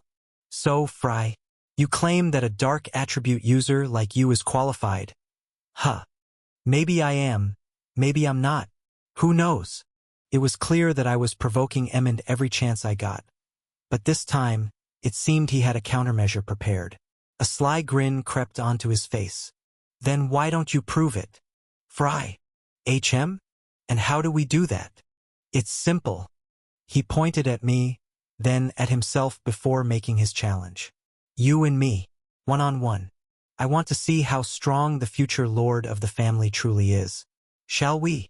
Seeing Emmond's confident stance, I couldn't help but frown. I cast a quick glance at his waist, where a long sword rested in its sheath. Emmond thought he had cornered me. Tilting my head in feigned ignorance, I asked, and why should I bother doing something like that? What did you say? I have nothing to prove to someone like you, Emmond. Now move aside. I don't have all day to play with you. Ignoring Emmond's stunned silence, I walked forward, calling out to Ada. Let's go, Ada. Yes. In an instant, we left the twins behind, heading toward our destination. Behind me, Emmond's voice rang out, unable to contain his frustration. Fry, you coward. Get back here. Well, he was talking to a brick wall. I didn't even bother turning around. With a sideways glance, Ada spoke. You handled that well. I shrugged. I suppose so. Emmond was just a child, so this was the best way to deal with him. After all, I wasn't free enough to babysit a 16-year-old. And besides, I was certain I'd lose if I fought him. I didn't know Emmond's exact strength, but I was sure he was stronger than me. Every member of the Starlight family used the family's signature, Stardust style, which required at least a light attribute to wield. Compared to Emmond, who had likely spent his entire childhood training, my single month of practice and recent promotion to rank F were utterly insignificant. I was dubbed the disgrace of the family because of my dark attribute, but in the end, it was the perfect attribute for the combat style I sought to master. So we'll see who laughs last. After passing the twins, we arrived at a massive door adorned with the Starlight family's insignia. Fry, this is the Regent's office. The Regent of the family? I was forced to ask. Even though I possessed Frey's memories, they were more like an immense, chaotic archive filled with countless pieces of information. I could access them, but finding what I needed amidst that mess was another story entirely. Ada, seemingly accustomed to my ignorance, responded with an expressionless face. The guardian of the family is one of the most powerful figures after the Council of Elders. He has served the family for decades. Though he is, in essence, just a servant, his strength commands great respect within the household. After all, he reached S rank some time ago. My eyes widened involuntarily. An S ranker, just a servant? A rank like that would make him a certified hero anywhere else. And yet, within the Starlight family, he was merely a servant. Maybe I had underestimated this family after all. Ada knocked lightly on the door, and it swung open instantly, revealing the room beyond. Startled by the immediate response, I saw an old man standing inside, upright like a spear. He wore a sharp black tuxedo, standing with an air of elegance. White leather gloves covered his hands. His left hand rested on the doorknob, while his right was positioned neatly behind his back. A neatly trimmed beard covered his chin, and his long silver hair was tied back. His piercing gaze swept over me from head to toe. Lady Ada, Lord Fry. The butler bowed gracefully and gestured inside. Please come in. I have been expecting you. Thank you, Vulcan. Ada smiled as she stepped in. I nodded slightly and followed her inside. Being received in such a manner by an S-rank awakener, I couldn't shake the feeling that something was off, especially since I was merely an F-rank.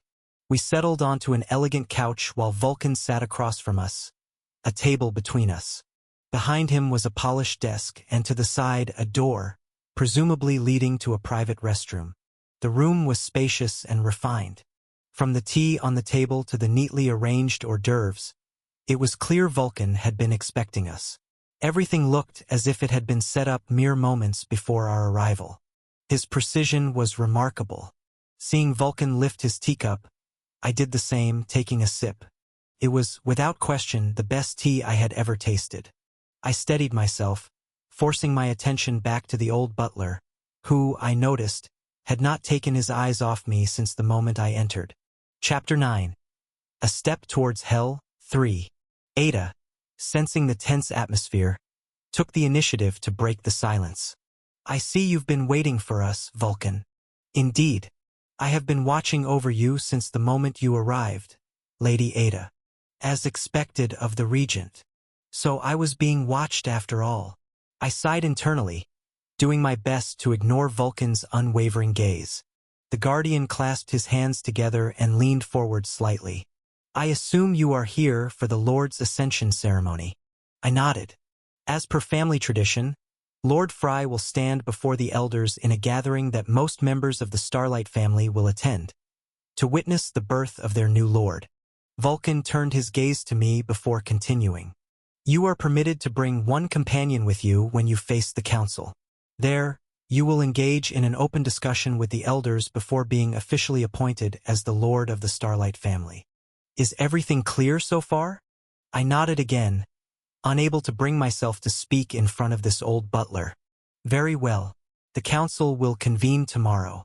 As for today, we have arranged a small celebration to commemorate your coming of age, Lord Fry. You are free to spend your time as you wish. Your rooms have already been prepared. With that, I believe I have covered your schedule for the day. I nodded a third time, while Ada smiled politely. Yes, you have. Thank you. Ada turned to me. Well, I suppose we're done here, aren't we? Sensing the suffocating atmosphere, she subtly urged me to leave. But just as we were about to stand, Vulcan spoke again. Before that, Lady Ada, may I have a moment alone with Lord Fry? Ada flinched slightly before glancing at me. I wasn't much better off. I hadn't expected this, nor did I have any idea what the old butler wanted. Still, I found myself nodding a fourth time, this time to Ada. Fine, let's see what you have to say, old man. With clear hesitation, Ada left the room, leaving me alone with Vulcan. A heavy silence stretched between us. Despite being a servant, I didn't dare speak first. Even if I combined both my past and present lifetimes, this man had lived far longer. Not to mention, he could kill me with a mere flick of his finger. Vulcan idly swirled his teacup. Lord Fry, do you know who I am? I kept my face impassive. You are the Grand Regent of this family. That is correct. Vulcan nodded. But it is also wrong. Wrong? I questioned, uncertain of what he meant. Yes, people may call me what they wish, Guardian Warrior Vulcan. But none of that matters. I was, and always will be, the Lord's servant. The Lord's servant? I muttered. That's right. Which means, starting tomorrow, I will be your servant. An S-rank awakener, as my servant? I was about to overanalyze the implications of those words when Vulcan cut me off. Let's talk about the lords before you, Lord Fry. He stood and walked toward his desk, his hands clasped behind his back. I served the second Lord, Isan Starlight, your grandfather, until the final days of his life. Then I served the third Lord, Abraham Starlight, your father, until his death. And now I live to serve you. Do you know what that means? I remained silent. I knew little about the men he spoke of, and I couldn't grasp what he was getting at. Fortunately, Vulcan answered his own question. It means I am a failure of a servant, an incompetent one who outlived his lords. Not once, but twice. Vulcan turned to face me again.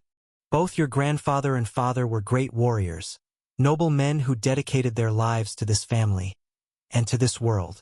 They died on the battlefield, saving a worthless servant like me, along with tens, perhaps hundreds of thousands of others. Vulcan was now standing just a few steps away from me. Somehow, without my notice, he closed the distance between us. He paid no heed to my growing unease as he continued. But what about you, Lord Fry? I stiffened. What about me? I responded with a question of my own. Lord Fry, tell me, what do you see? Asterisk. What do I see? My eyes widened in shock. and my lips trembled violently as realization struck. The entire room quaked violently as an overwhelming presence crashed down upon me. An S-rank warrior's aura unleashed without restraint. A visible force spread through the air, engulfing Vulcan. He disappeared within it, leaving only his glowing eyes piercing through the veil of raw, destructive energy. I couldn't move. I was frozen in place, staring into the abyss before me. For the first time in this world, I felt fear. Fry Starlight, this old servant has but one wish in his life. This time, I want to die before my lord does. But mark my words, if in any way, the pressure intensified with every word, threatening to crush my F-rank body into dust. If you bring ruin to this family, if you disgrace their legacy, if you tarnish their name, then rest assured, I will kill you, and then take my own life. My breath hitched as I stared at this monstrous existence. My heart pounded violently, my body trembling uncontrollably. Then, ah! The door rattled violently as Ada tried to force her way in, but Vulcan's oppressive aura barred her. Then came the laughter, hollow, unhinged. But it wasn't Vulcan. No, the old man's face twisted deeper into a scowl. That laughter was mine. It seemed I was the one laughing. What did he just say? Kill me? Ah, that's right. I spread my arms wide open and shouted at the top of my lungs. Come on. Do it. Kill me. What? Vulcan couldn't believe what he was hearing. You old son of a bitch? Who said I ever wanted to live in the first place? I'm just someone clinging to a fragile thread of hope. A madman chasing after a sliver of light at the end of a dark tunnel. You think I want to keep living in this damned world? Go ahead. Do it. At least that way, I won't have to go through with the insane thing I'm planning to do. I fought against the tremor in my body and forced a terrifying smile onto my face. Come on, you bastard, do it. You and your masters. Suddenly, Vulcan stopped himself, and the overwhelming pressure vanished. In an instant, he bent at a perfect 90-degree angle and spoke loudly. My apologies, Lord Starlight. Punish me as you see fit. He apologized immediately, his face still frozen in shock. He had never expected this reaction, especially from the coward, Fry. Punish you? Get up, old man. I'm not your lord. Vulcan raised his head as I stood from my seat. Ada had rushed inside as well. I shot a cold glance at Vulcan. I don't need a servant, nor did I ever want one. Don't worry, I won't be the lord in the first place. The old man flinched. What do you mean? You'll get your answer tomorrow. Without waiting for his response, I left the room, leaving Vulcan behind. Vulcan, Ada addressed the old servant, her expression full of disdain. You dared to threaten my brother. Rest assured, I won't forget this. Without another word, she followed after me, leaving Vulcan standing there in confusion. He kept his gaze on my back until the very end. Only one question circled in his mind. What happened to Lord Fry? Sons of bitches. I walked swiftly through the vast hallways of this cursed place, hearing Ada's footsteps as she tried to catch up with me. My heart pounded relentlessly, refusing to calm down. This was terrifying as hell. How had I even managed to respond that way in the first place? After all, I had been trembling non-stop. Maybe I really was insane. Well, it didn't matter anymore. Fry. Wait. I turned to face my sister. Yes? What is it? Are you okay? Did he hurt you anywhere? I let out a bitter laugh. Since when do you care about my well-being, Ada? I thought you'd be happy to see this. Ada frowned. I'm not worried about you, but what happened here could affect our standing. We are the main family, and they are just a branch, don't forget that. That's why I will make sure he knows his place. I saw the hatred in her eyes and pitied Vulcan, who would soon become her servant. Ha! Spare me the family crap. I had reached the room that had been prepared for me. As I reached out to turn the doorknob, Ada stopped me. What do you think you're doing? A banquet is being held in your honor. and the entire family has gathered. You should at least make an appearance." I laughed. "A banquet in my honor? Let's not kid ourselves, Ada. Sons of bitches. When have they ever shown me anything but contempt? And now, when I'm about to become the Lord, they suddenly want to be on my good side. This is nonsense. None of the elders even bothered to meet me in person. They just sent Vulcan instead." Ada fell silent. She couldn't deny what I had said. "I'll rest in my room until the council meeting. Until then, let them celebrate my honor or someone else's. I don't care." I stepped into my room and shut the door behind me, leaving my sister standing there alone. Maybe I had been too considerate of her lately. But Vulcan's last threat reminded me of what I had to do. These people were just characters I had created. At best, they were tools. What mattered was achieving my goal. That was the only thing that mattered. Chapter 10. The Senate Council 1. Cold. Ada stood there at the door. Fry had reverted to that cold, unreadable man once again. She could no longer understand him. Sometimes he seemed sad, other times angry, but most of the time cold. He had improved slightly over the past few days, yet after meeting Vulcan, he quickly returned to his detached self. She couldn't grasp what was happening to him. He was certainly better than the old, wicked Fry. After all, he hadn't harmed anyone during her entire stay with him. He had matured, but she wasn't sure. Had he truly changed? Or was this just the calm before the storm? With these thoughts in mind, Ada left for the banquet. Preserving the family's reputation was her priority for now. Fry Starlight POV. I leaned against the door. I was inside a vast room with high walls, luxurious furniture, a moderately sized bed. It was equipped with almost everything my previous room had, except for the bed size. I spotted a rocking chair to the side and threw myself onto it. I swayed gently, staring at the ceiling. The bastards are watching me. It was an undeniable truth. From the moment I set foot in this place, I had been under surveillance. The Senate, a group of rusted cogs, hypocrites to the core. Those fools were trying to suppress me as much as possible. If not for Frey's father's will, they would have killed the owner of this body long ago. It was said they respected Abraham Starlight, Frey's father. But I fail to see the respect in what they did. Sure, they didn't kill me, but they did something worse. I had realized everything during my month-long stay with Ada. First, Fry had been completely isolated from the family's lands. His manor was placed on the far side of the empire, as if they were exiling him, or making it easier to eliminate him. Second, his training was deliberately stifled. Someone of his standing should have had access to the best resources to ascend to higher ranks. But instead, they kept him at the bottom. Third, they attempted to kill Fry through indirect means.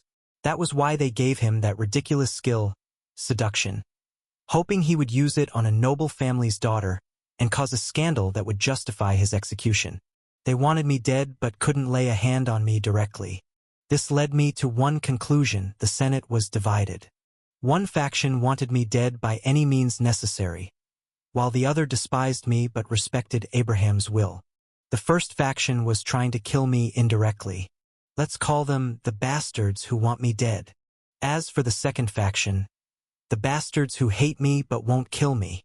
Was there a third faction? I didn't think so, but I would find out soon enough. Perhaps they had hoped Vulcan would kill me and take the blame himself, leading to his own demise. I stood from the chair and walked to the balcony.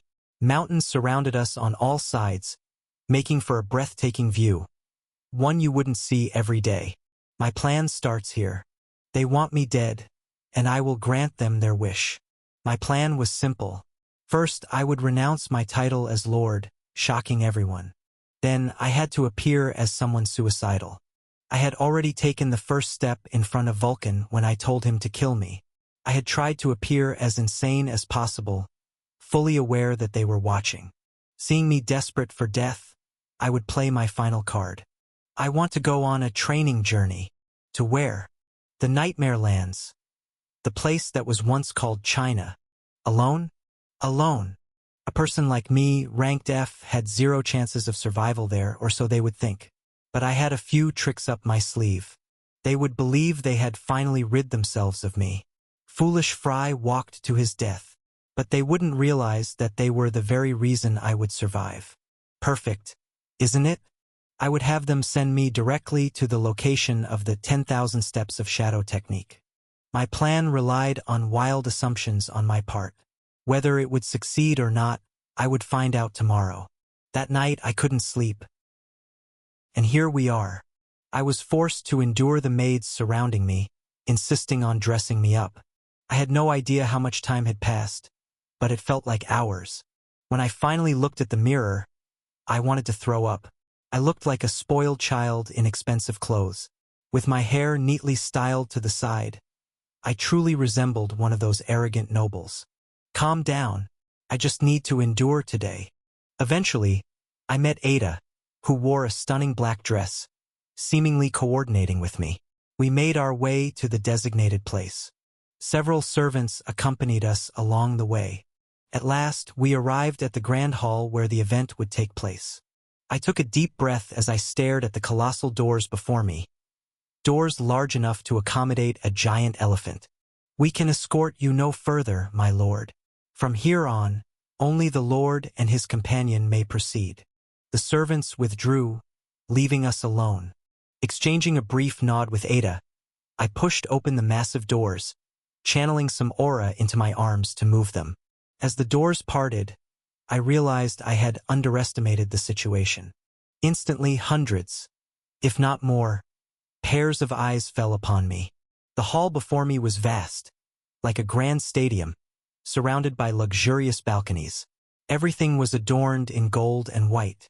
Straight ahead, a raised platform loomed above all, with 12 seats placed upon it. Seated in those chairs were the most powerful individuals in this family. The moment I felt the cold stares directed at me, all the feigned composure I had mustered vanished, replaced by tension. I stepped forward hesitantly, taking my designated spot in the center of everything. Clenching my fists, I steadied my expression. This isn't a meeting, this is a trial for me. The realization annoyed me, but I let it slide. I was too weak to have a voice here. Raising my head, I tried to recognize the figures before me. The room was abuzz with murmurs. Of all the Starlight family members, I remembered only two, an old man and a woman. They were the only ones I had taken the time to develop and who played a role in the events. Among the 12, an old man sat in the center, exuding an air of dominance, as if silently declaring, "I am the leader here. It must be him, the immortal lion, Leonidas Starlight." Supposedly over 150 years old, yet look at him, sitting upright like a spear, his thick, flowing hair swept back, and his beard resembling a lion's mane. His gaze alone was enough to bury me where I stood. This was the head of the Senate, the strongest within the family. An awakened being of rank S+, only a step away from SS. I lowered my head and endured the wave of disdain directed at me. I was forced to bear this burden, but that was fine. I needed every reason to hate this world even more. Once Leonidas had seen enough, he raised his hand. That simple motion was enough to silence the entire hall, further reinforcing his authority. Turning his attention back to me, he spoke, his deep voice rumbling through the hall like thunder. "Fry Starlight." He paused briefly before continuing. "Son of Abraham Starlight." Every word he spoke sent a tremor down my spine, as if he were shouting right beside my ear. I couldn't tell if it was some kind of skill or simply the sheer weight of his presence. But he had no intention of falling silent anytime soon.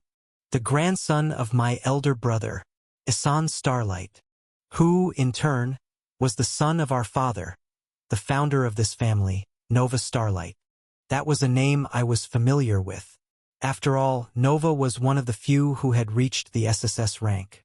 The immortal lion's eyes gleamed as he continued, "Every name I mentioned, except yours, has been a lord of this family for the past 300 years. Each of them elevated this family, through blood and tears, and most importantly, through strength. I watched as a visible force continuously radiated from Leonidas' body, his aura expanding until it enveloped the entire hall. Finally, that energy gathered and took shape, manifesting into 3 massive figures in the air. Each one represented a former lord of the family. Witnessing this breathtaking display of aura control, the hall erupted into applause and cheers. Even the elders seated beside him showed their admiration. I looked up and felt the weight of this power. It was terrifying. Once he had basked in enough applause and praise, Leonidas raised his hand again. Tell me, son of Abraham, compared to these monsters I have just painted in the air, what do you have to offer? So, you're trying to corner me? Fine, I'll play your game. There was no doubt about it. Leonidas was on the side that wanted Fry dead. I stepped forward toward the voice amplifier placed before me. Clearing my throat, I declared, "My name is Fry Starlight, the first of his name. Fate has led me here to stand before you today. You have asked me what I can offer compared to my ancestors, and my answer is simple. What I have to offer is nothing." I spoke my words and took a step back, leaving the entire hall in stunned silence. Chapter 11. The Senate Council, 2. Fry Starlight POV. Nothing. A single word echoed in everyone's minds. Fry Starlight had, without a doubt, just mocked Leonidas Starlight, the first elder of the family. Before their eyes, an ant had dared to challenge a mighty dragon. The atmosphere inside the hall was on the verge of exploding, especially under the terrifying glow emanating from Leonidas's eyes. I think I acted too hastily. Maybe I shouldn't have provoked him. After all, what's the point if he loses his mind and kills me now? PFFFFFTTTT. Ha ha ha ha ha ha. Suddenly, the sound of laughter echoed. I followed the voice and saw a woman seated to Leonidas's right. She was laughing uncontrollably, her chest rising and falling with each chuckle. Ah, she's exactly as I imagined. I smiled as I looked at the woman. She appeared to be in her mid-20s, with silver-gray hair and deep, black eyes. She was the very definition of an alluring woman. Of course, one must not forget the fact that she was an elder who had maintained her youthful appearance until now. What do you find so amusing, Carmen? Leonidas exhaled sharply, restraining himself as Carmen's laughter lingered. Thanks to her, the suffocating tension in the room had dissipated. Carmen Starlight, perhaps the only person who could laugh in Leonidas's face. After all, she was on the same level as him. Sorry, old man. I was just so bored that I couldn't help myself after hearing that. Ha ha ha. Leonidas clenched the armrest of his grand chair so tightly that it crumbled to dust. Then, in a commanding voice, he spoke. Compose yourself, Carmen. Do not forget your place. All right. My apologies. Carmen finally stopped laughing, realizing she had crossed the line. With that, the attention shifted back to me. Fry Starlight, are you mocking this council? And me? At his question, I stepped forward. I would never mock you, sir. I meant every word. I have nothing to offer this family. I took a deep breath before continuing. Because I will not be the next lord. Leonidas raised an eyebrow, and the hall erupted in murmurs as people whispered among themselves. He won't be the next lord? What does he mean by that? I sighed internally. Why did they have to bring such a large audience? They're going to comment on every single word I say. How annoying. Leonidas silenced the crowd before speaking again. What do you mean, Fry Starlight? Didn't you come here to claim the title of lord? I nodded. Correct, but not for myself. Turning around, I extended my arm toward my sister. I am relinquishing my position and everything that comes with it to my sister, Ada Starlight, because she is the one most deserving of it. Ada stepped forward, standing beside me. The hall exploded into even louder chaos than before, and even the council members began discussing among themselves. Leonidas kept his eyes on me until the very last moment. I had no idea what he was thinking. I expected a dull meeting, but look at this, things are getting interesting. Carmen laughed as she stretched out in her chair, enjoying the spectacle. I braced myself for what was coming next. Stop this nonsense. Fry Starlight. And there it was. Leonidas rose from his chair, standing before the rest of the elders. I don't understand. Why would you relinquish the title? As far as I know, you were desperate to obtain it. Then, sir, you do not know me. With all due respect, I never desired the position of lord, nor am I worthy of it. On the contrary, I took it from its rightful owner, Ada Starlight. Tell me, Elder Leonidas, is there anyone in this family more deserving than her? I posed the question and looked around the hall. At first, many heads were raised, but they were quickly suppressed, including Amund, whom I had met just the day before. Leonidas stroked his beard as he gazed at Ada. She was weak for her age, but that was not the measure of her worth. After all, her achievements spoke for themselves. Even better, if she became the lord, the despised Fry would not. I took advantage of his silence to continue. She is the youngest person in history to manage the family's affairs and achieve such success. Her accomplishments speak for themselves. No one her age has accomplished even half of what she has. In fact, aside from the elders, I doubt anyone here has the courage to challenge her. She has dedicated her life to working for this family. And in comparison, what am I? I shrugged with a self-deprecating smile. As I said before, nothing. She is the one who should be lord. I stepped back, waiting for their response. In truth, I wasn't worried. I was confident they wouldn't refuse. After all, I was giving them exactly what they wanted. Fry. I felt a tug from behind. It was Ada. Yes? What is it? Didn't you exaggerate? Exaggerate? If anything, I don't think I said enough. Maybe you should have stepped forward and spoken for yourself. Ada lowered her head, her expression unreadable. What's this? Is she bad at handling praise? Or is she just happy to get the position?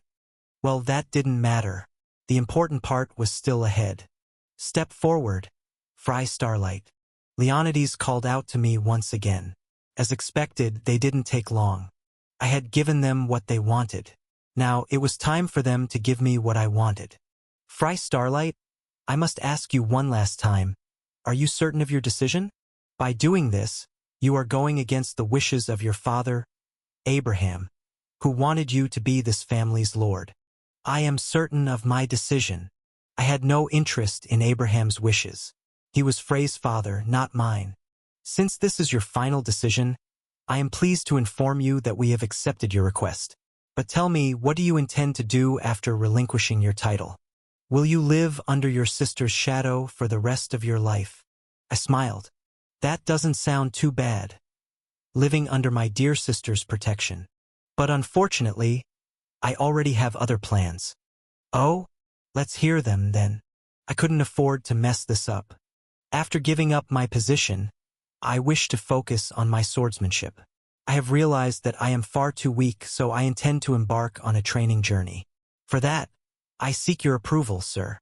A training journey? Yes, I want to go to the Eastern Nightmare Lands.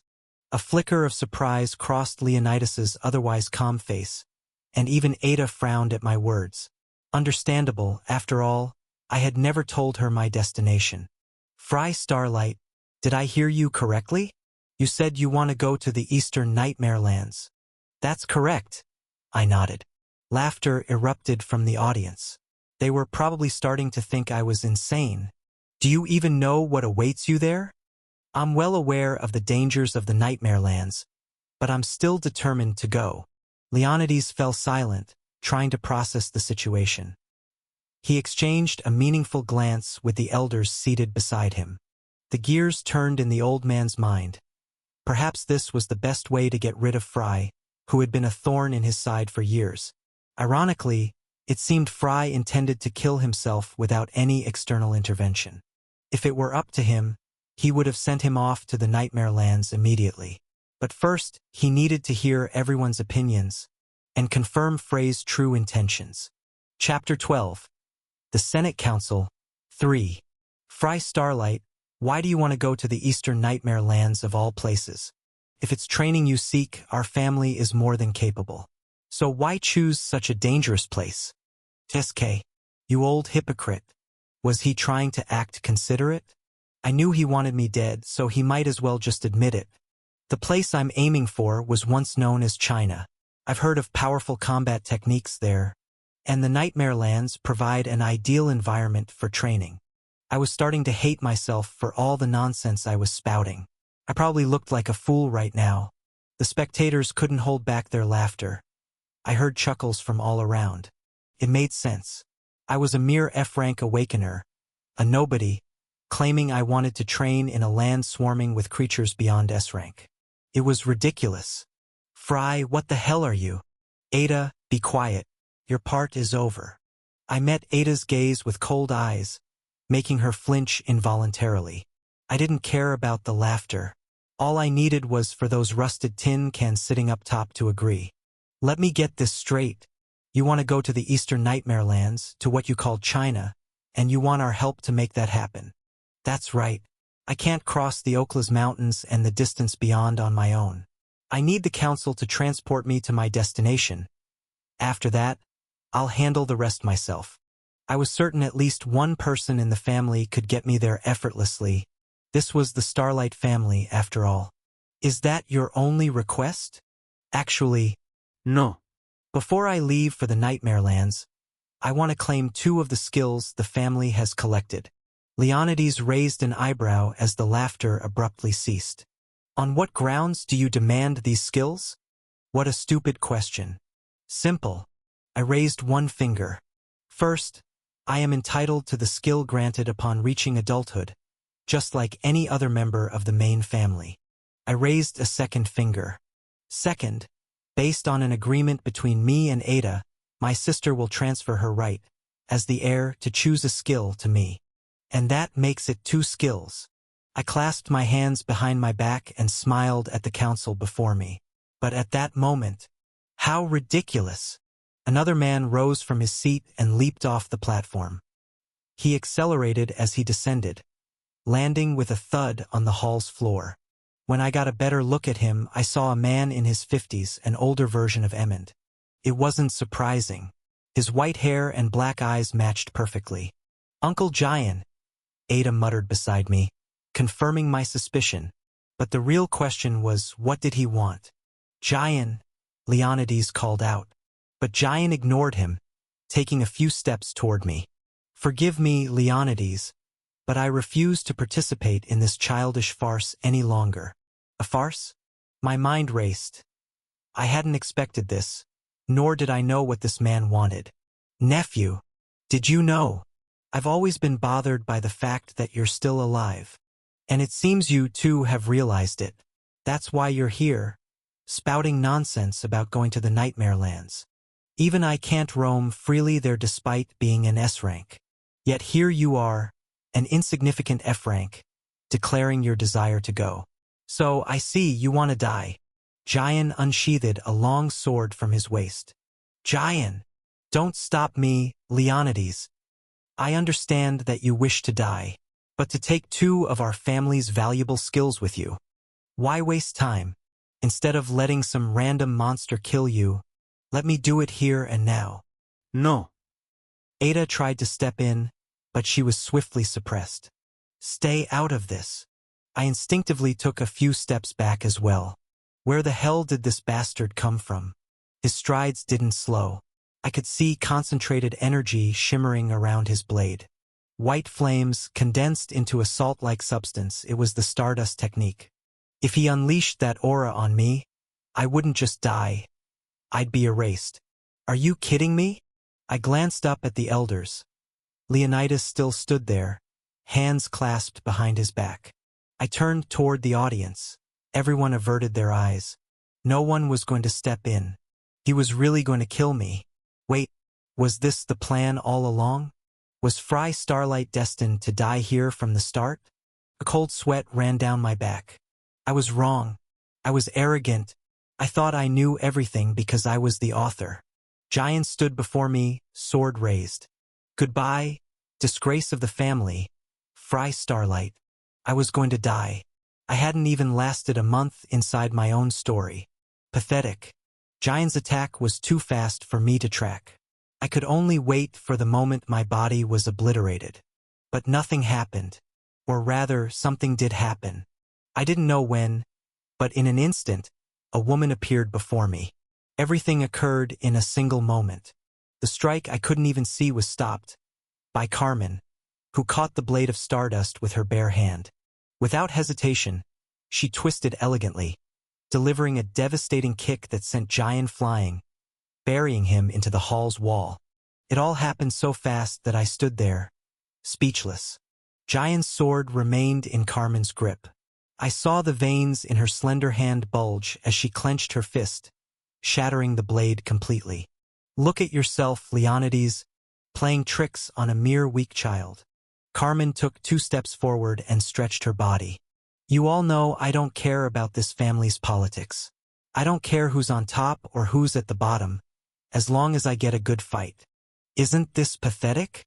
A whale-sized fish trying to swim with a tiny worm. Don't you agree, Giant? Giant crawled out of the crater in the wall, veins bulging on his forehead. Carmen, listen well. If this kid wants to die, let him do it on his own terms. Everyone here has the right to decide their fate. No more, no less. One moment, he was about to be this family's lord, and now you want to kill him? Don't make me laugh. If anyone wants to take another step forward, they'll have to face me. That includes you too, old man. Carmen unleashed an oppressive S+ rank aura, freezing everyone in fear. Silver gauntlets materialized out of nowhere, covering her arms. She was ready for war. Meanwhile, Giant stepped forward again, manifesting a sword of pure energy. His aura was strong, but far weaker than Carmen's. But then the balance shifted once again. The immortal lion, Leonidas, descended into the hall. Giant smirked in satisfaction, and for the first time Carmen's expression darkened. Come fort. You got it, you bastard. Blarg. Suddenly, Giant vomited a bucketful of blood, the result of Leonidas' treacherous attack. Ha! Carmen hadn't expected that. Giant collapsed to the ground, his head crushed mercilessly under Leonidas' foot, his expression remaining empty until the very end. Finally, the immortal lion lifted Giant's lifeless body and turned to face the entire audience. My apologies. It seems Giant still couldn't restrain himself, displaying behavior unbefitting of the council. Forgive him. With that, Leonidas tossed aside the body of the man who was supposed to be his peer, then stepped toward me. But Carmen quickly blocked his path. No need. He will get what he wants.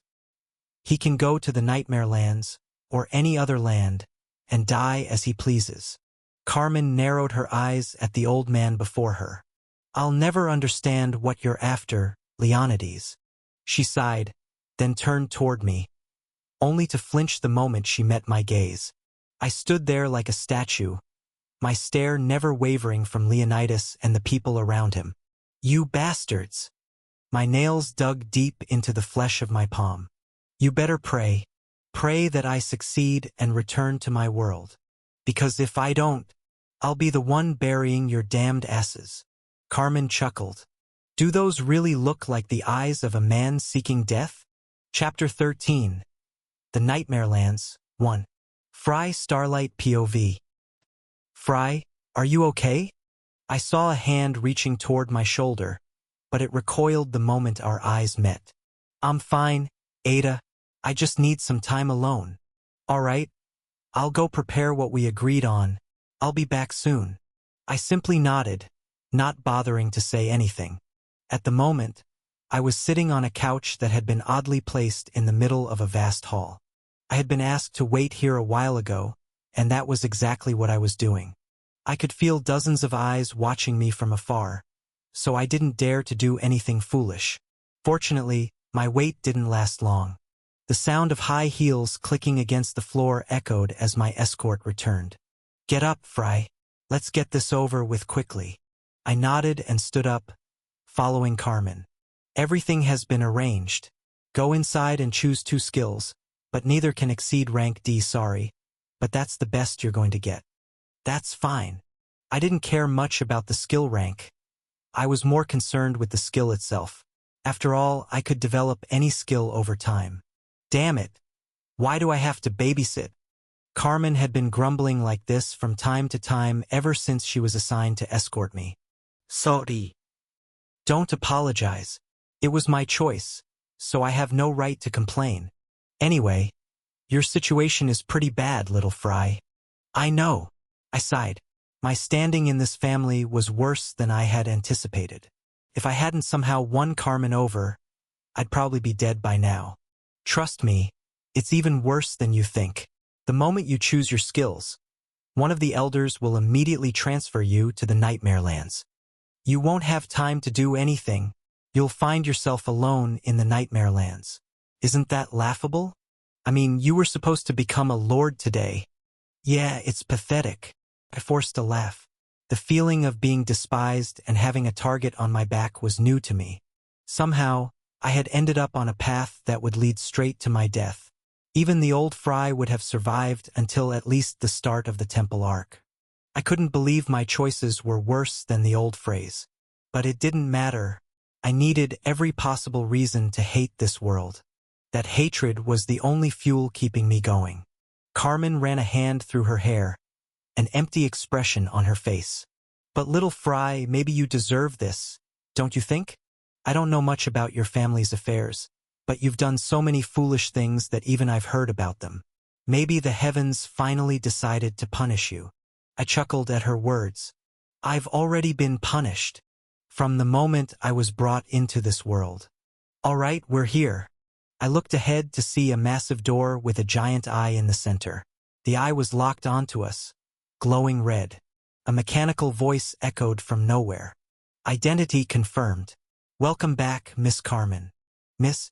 I noticed Carmen's satisfied expression. This old woman was in her 80s, yet she still enjoyed being treated like a young lady. Anyway, the door opened before me, and I stepped forward. Remember, Fry, 2 skills, and neither can exceed rank D. I'll wait for you here. Understood. I entered alone as the door closed behind me. So, here we go. I found myself inside something resembling a library. I was only allowed access to the first and second floors, where the weakest skills were located. Walking calmly, I scanned the various shelves. Skills and techniques were stored in either books or scrolls. One only needed to learn the correct formula to master a skill, so I had to choose wisely. I already had a few ideas in mind. Every skill I aimed for was meant to counter the protagonist's abilities. I wandered for several hours, narrowing down my choices little by little. Finally, after what felt like an eternity, I made my decision. Contrary to my expectations, there were quite a few good skills among the rank D ones, making my selection difficult. I looked at the 2 scrolls in my hands. Phantom Steps, rank D. A skill that increases the user's speed by 10% and makes their footsteps silent, even while running. Hawk's Eye, rank D. Enhances the user's vision accuracy and allows them to see long distances. Alright, these should be good enough. I walked toward the door, and the same eye scanned me once again, this time inspecting the skills in my hands. In the end, the door opened, allowing me to exit. Outside, I found Carmen lounging on the same couch as before. Was she bored? She stood up as soon as she sensed my presence, clear boredom written all over her face. So, what took you so long? What did you choose? She grabbed the skill scrolls from my hands, gave them a quick glance, and her expression immediately soured. Phantom Steps, a skill suited for assassins but not very useful in direct combat. And Hawk's Eye, a skill fit for snipers. Fry, remind me of your class again? I answered nonchalantly. I'm a swordsman. Her expression worsened after hearing that. Damn it. If you told me you picked at random, I would have believed you. But you took all that time to choose skills that don't even suit you? Why did you waste my time in the first place? I shrugged. Sorry, but these are the ones I want. Fine, do whatever you want. She handed the skills back to me, and we headed to another location. She might think they're useless, but in reality, after the modifications I plan to make, These skills would become natural counters to one of the protagonist's abilities. Eventually, we reached a separate room, and Carmen stepped aside. Let's finish this quickly. Inject your power into the scrolls. Then read what's written on them. That'll be enough. I nodded and did as she instructed. A purple aura surrounded my hands as I transferred my energy into the scrolls. Instantly, the characters on them began to glow. As I read them aloud, I felt something being engraved into my body. I repeated the process for both skills until the inscriptions vanished completely. All right, we're done here. Carmen walked out and I followed behind her. As I walked after her, I now possessed 3 skills, though one of them was completely useless. Let's test this out. Hawk's Eye. I activated the skill and instantly, my right pupil shifted into a vertical slit. My vision changed completely.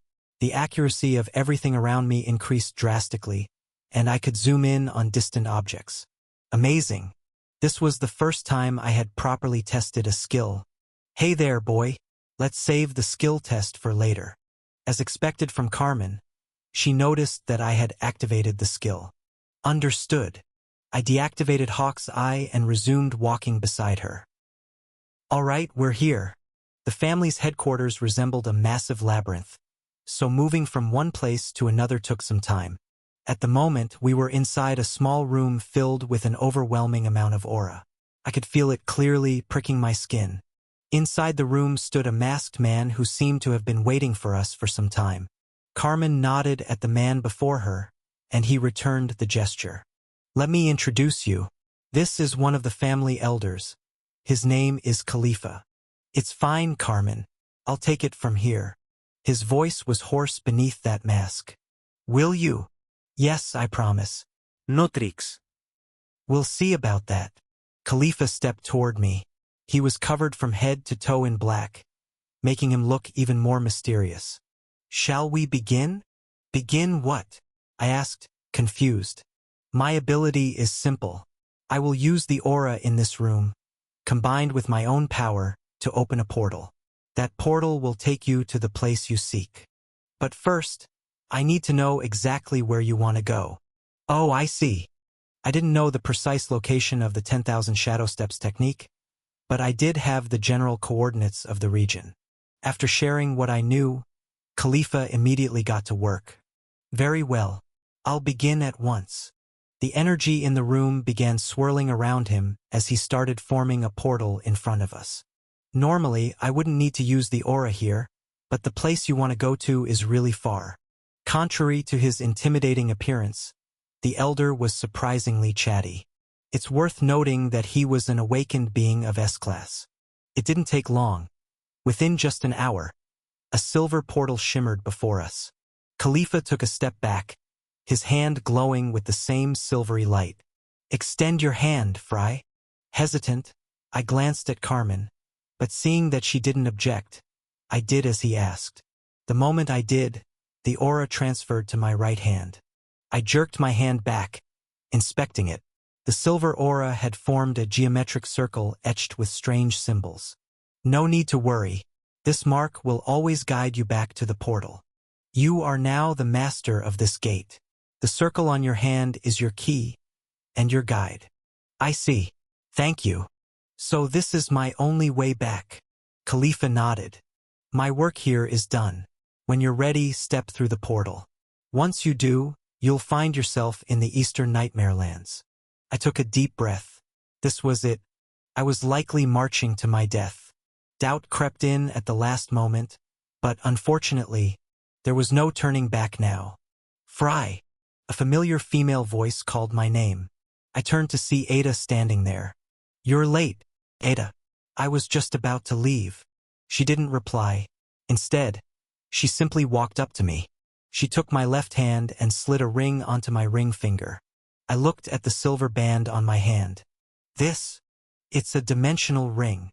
Oh, so it was one of those storage items with a pocket dimension inside. This ring is the best I could find. Inside, I've prepared enough food and water to last you an entire year. I also packed plenty of clothes. There are various weapons, including all the guns you requested, along with 10,000 aura-infused bullets. I added some armor and a variety of training potions, including health recovery elixirs, healing serums, and more and more. I looked at Ada as she continued listing the various items inside the ring. A warmth spread through me. She reminded me so much of my mother. I let out a small chuckle and gently stopped her. That's enough, Ada. You've done more than enough. Thank you. She fell silent for a moment before shaking her head slightly. I was just fulfilling my part of the deal. Yeah, I know. I turned to face the silver portal waiting before me. I tossed the backpack off my shoulder and stored it inside the ring. My laptop was in that bag. It was good that I carried it everywhere. Stretching my muscles a bit, I took a deep breath. I was about to step into the nightmare lands. Carmen leaned against the wall, watching me. Fry, to be honest, I don't think you'll survive. But good luck anyway. You'll need it. I know. Thanks for everything, Miss Carmen. I took my first step forward, but a slender hand grabbed my wrist. It was Ada. Fry, isn't there another way? Do you really have to go to the nightmare lands of all places? I gently removed her hand. Yes, I have to. But it's okay. Ada, even if I die, no one will care. This is something I must do. With heavy steps, I walked toward the portal. Ada watched my back with sorrow in her eyes. Looking at the frail shoulders of her little brother, she felt a deep bitterness inside. She reached out for him, but it was useless. He was already gone. Fry Starlight had stepped into the Nightmare Lands. Alone. Chapter 14. The Nightmare Lands. 2. Fry Starlight POV. I felt butterflies in my stomach as I was engulfed in a blinding light. The images before me kept shifting continuously until they gradually became clear. With my next step, I had already emerged from the portal. A severe headache struck me, as if I had been thrown out of a car moving at 200 kilometers per hour.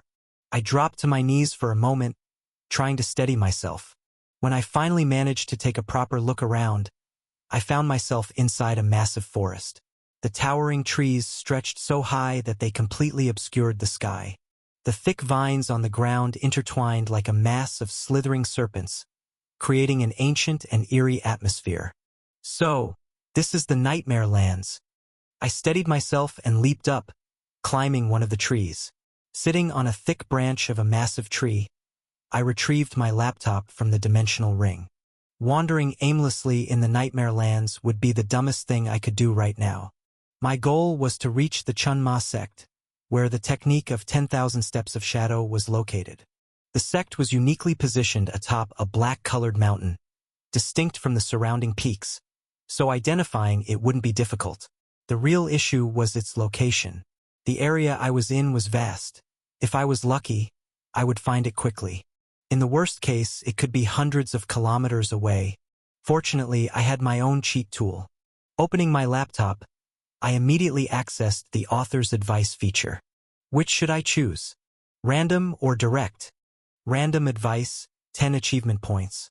Provides vague and cryptic guidance, but undoubtedly leads to the safest course of action despite its difficulty to decipher. Direct advice, 30 achievement points. Offers clear and straightforward instructions, easily understandable even by a child. However, while it leads directly to the goal, it always presents some kind of obstacle along the way, so beware. Ha ha ha. Should I go with random? It was cheaper and supposedly led to a safer path, though I doubted any path inside the Nightmare Lands could be considered safe. Alright, let's do this.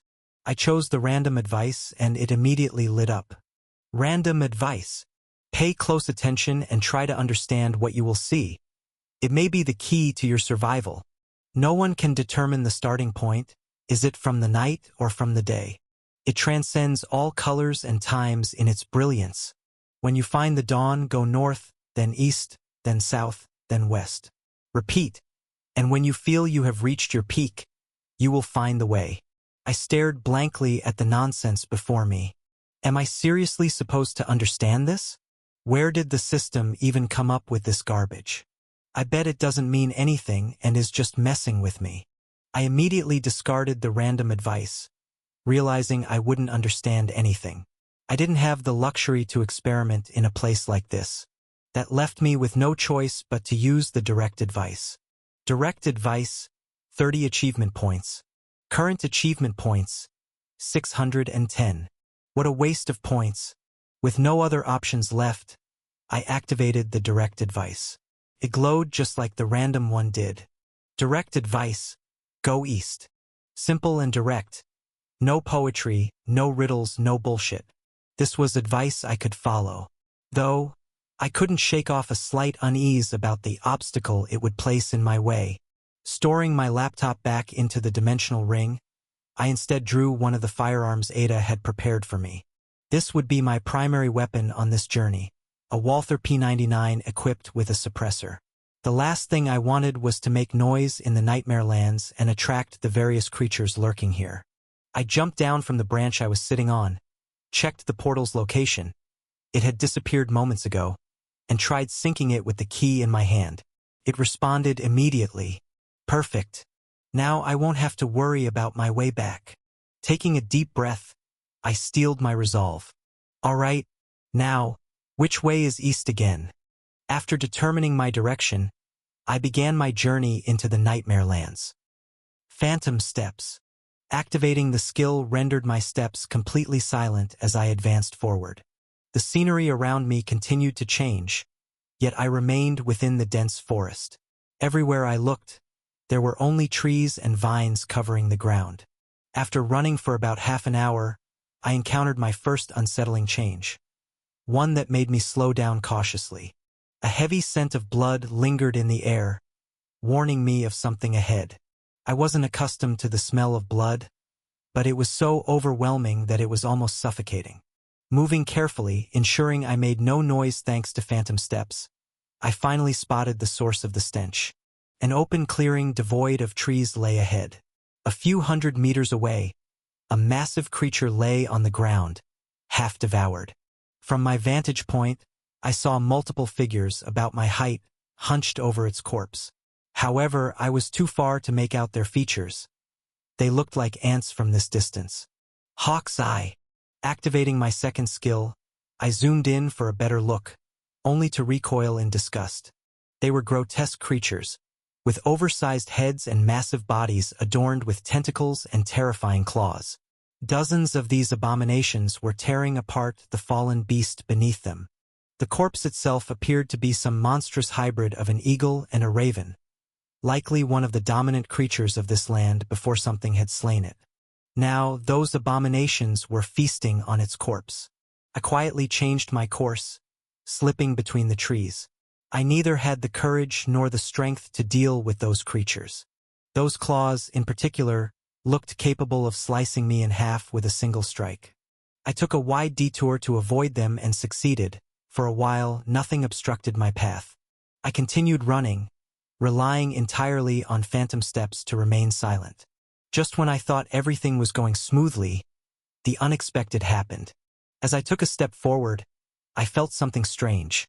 It wasn't the same solid ground I had been running on. It was something else entirely. Trusting my instincts, I immediately threw myself to the side. When I looked at my previous position, my heart sank as I saw a massive claw standing there. Had I hesitated for even a second, it would have impaled me. From beneath the grass, a creature emerged, one similar to those I had seen before. I could now discern its features clearly. Its head resembled that of a massive crab, with 3 appendages on each side. It had 4 massive claws, but 2 of them were completely broken, and it appeared to be injured. Did it fail to join its pack due to its injuries and instead set up an ambush here? A sharp screech pierced the air as the creature lunged at me, ravenous and desperate. Without hesitation, I pulled out my pistol and, using Hawk's Eye, fired 3 rounds in less than a second. All of them hit, yet the abomination didn't stop. Charged forward, undeterred, aiming to kill me at all costs. Without any regard for defense, it lashed out with wild, relentless attacks. Thanks to Hawk Eye, I anticipated its strike and dodged by the narrowest margin. I rolled across the ground, creating as much distance as possible while firing in quick succession, though my shots weren't as precise due to my movement. It continued its frenzied assault, its claws slashing furiously, making each dodge harder than the last. A creature that attacks recklessly without a hint of self-preservation. Just what the hell am I dealing with? I had to take it down fast. I didn't know its exact weaknesses, but if it was anything like most living beings, the head was my best bet. To land a guaranteed shot, I had no choice but to move in closer. Exploiting the fact that it could only use 2 of its 4 claws, I weaved through its attacks and fired directly between its eyes. It worked. The abomination staggered back, reeling from the impact. For a brief moment I thought I had won. But that naive assumption shattered in an instant. Realizing it was at a disadvantage, the creature flew into a frenzy, thrashing wildly in every direction. And I was still too close. With Hawkeye, I could see the erratic paths of its attacks, but dodging was futile. It was too fast, too unpredictable. I immediately tried to retreat, sidestepping the first strike, then the second. I pushed my body beyond its limits, forcing myself to move faster than ever before. But survival demanded more than skill, it demanded luck. And mine had just run out. A single misstep. Pain exploded through me as something tore into my left shoulder. I looked down, barely processing the massive claw impaling me clean through, the tip protruding from my back. A searing agony erupted from the wound, a kind of pain I had never experienced before. Hot blood poured freely, soaking my clothes, and in that instant, something inside me snapped. I lost control. I fired wildly, riddling the abomination's body with countless small craters. It hurts, it hurts, it hurts. You bastard. My screams merged with the creature's howls, a twisted symphony of pain and rage. The monster had been dead for some time, its body collapsing under the relentless hail of bullets. But I was too consumed by agony to notice. I kept pulling the trigger like a madman. Only when silence settled did I realize I was the only one still fighting. Panting, I finally lowered my weapon and reached for the claw lodged in my shoulder. The moment I tried to pull it out, a fresh wave of searing pain shot through me. So sharp, it felt like my body was being torn apart. A scream tore from my throat as I cursed every vile word I knew. For someone who had spent their entire life in a peaceful world, this was pure hell. When I finally yanked the claw free, the extent of my injury became horrifyingly clear. Blood poured from the wound in terrifying amounts. I fumbled for a health potion and downed it in one gulp. Then, wrapping the wound as best as I could, I collapsed against the trunk of a nearby tree. The potion worked fast. My body was already healing, but no amount of regeneration dulled the pain. As my mind cleared, an unsettling realization hit me. I wasn't safe yet. I need to move. Clenching my teeth, I forced my battered body forward, staggering with every step. Between my screams and the dying shrieks of that creature, the commotion we had caused was bound to draw more horrors my way. From the shadows of the trees, more of those monstrous crabs began to emerge, closing in from both the front and the rear. Unlike the one I had barely managed to kill, these ones were unscathed. I'm dead. Chapter 15. The Nightmare Lands, 3. Fry Starlight POV. I lunged forward, firing blindly as I ran. Behind me, dozens of those grotesque crab-like creatures gave chase. There was no chance I could fight them, not when I had barely managed to kill one while it was already wounded. I sprinted, clutching my injured shoulder, my breath ragged. The sound of gnashing teeth echoed behind me. I didn't dare look back. I didn't need to. I knew exactly how terrifying the sight would be. They were ravenous, desperate to sink their claws into me, so much so that they crashed into each other in their frenzy. Their numbers kept growing. The distance between us kept shrinking. Their attacks lashed out, some missing me by mere inches. I knew I wouldn't last. Not like this. Fighting wasn't even an option. I forced my mind to race, searching for a way out. But no matter how much I thought, no matter how hard I tried, one truth became clear. I was going to die here. And to make things worse, there was that fog obscuring my vision. Wait, fog! Snapping back to reality, I realized I had been running through the mist for some time now. A dense, suffocating fog, so thick that I could no longer see a thing. At that moment, my heart sank. I stopped running immediately and hid behind a tree. Wrapping my arms around my body, I squeezed my eyes shut, because this fog could only mean one thing. And I prayed with every fiber of my being, that I was wrong. The fact that the creatures hadn't already torn me apart confirmed my worst fear. I had no idea when I'd entered its domain, but now, I was inside the territory of one of the deadliest monsters in all of Nightmare's lands. The Mist Stalker. I covered my head and curled in on myself, keeping my eyes sealed shut. No matter what happens, no matter what I hear, I must not open my eyes. It was the only way to survive. I sat frozen, listening to the slaughter unfold around me. The sickening sound of flesh being torn apart. The agonized screams of the creatures that had chased me. Bodies thudding to the ground. Blood splattering. Limbs flying. It was like a battlefield. A massacre. I resisted the primal urge to run, forcing myself to stay motionless. My world consumed by darkness. Gradually, the carnage faded. And then silence. The stillness stretched on, endless and suffocating. A few minutes felt like hours. I kept my eyes shut, my heart pounding, praying for the nightmare to pass. And then, just when I thought it was over, a whisper brushed against my ear. "Fry!" A girl's voice, soft, gentle, almost soothing. A delicate touch grazed my chest. But instead of comfort, an unbearable weight settled in my gut. "Fry!" This time, the voice was familiar. "Ada." Something was whispering to me in my sister's voice, touching me. "Look at me, Fry." The voice coiled around me like a serpent, insistent, inviting. But even then, even as my body screamed at me to respond, I refused to open my eyes. "What's wrong? Don't you love me anymore, Fry?"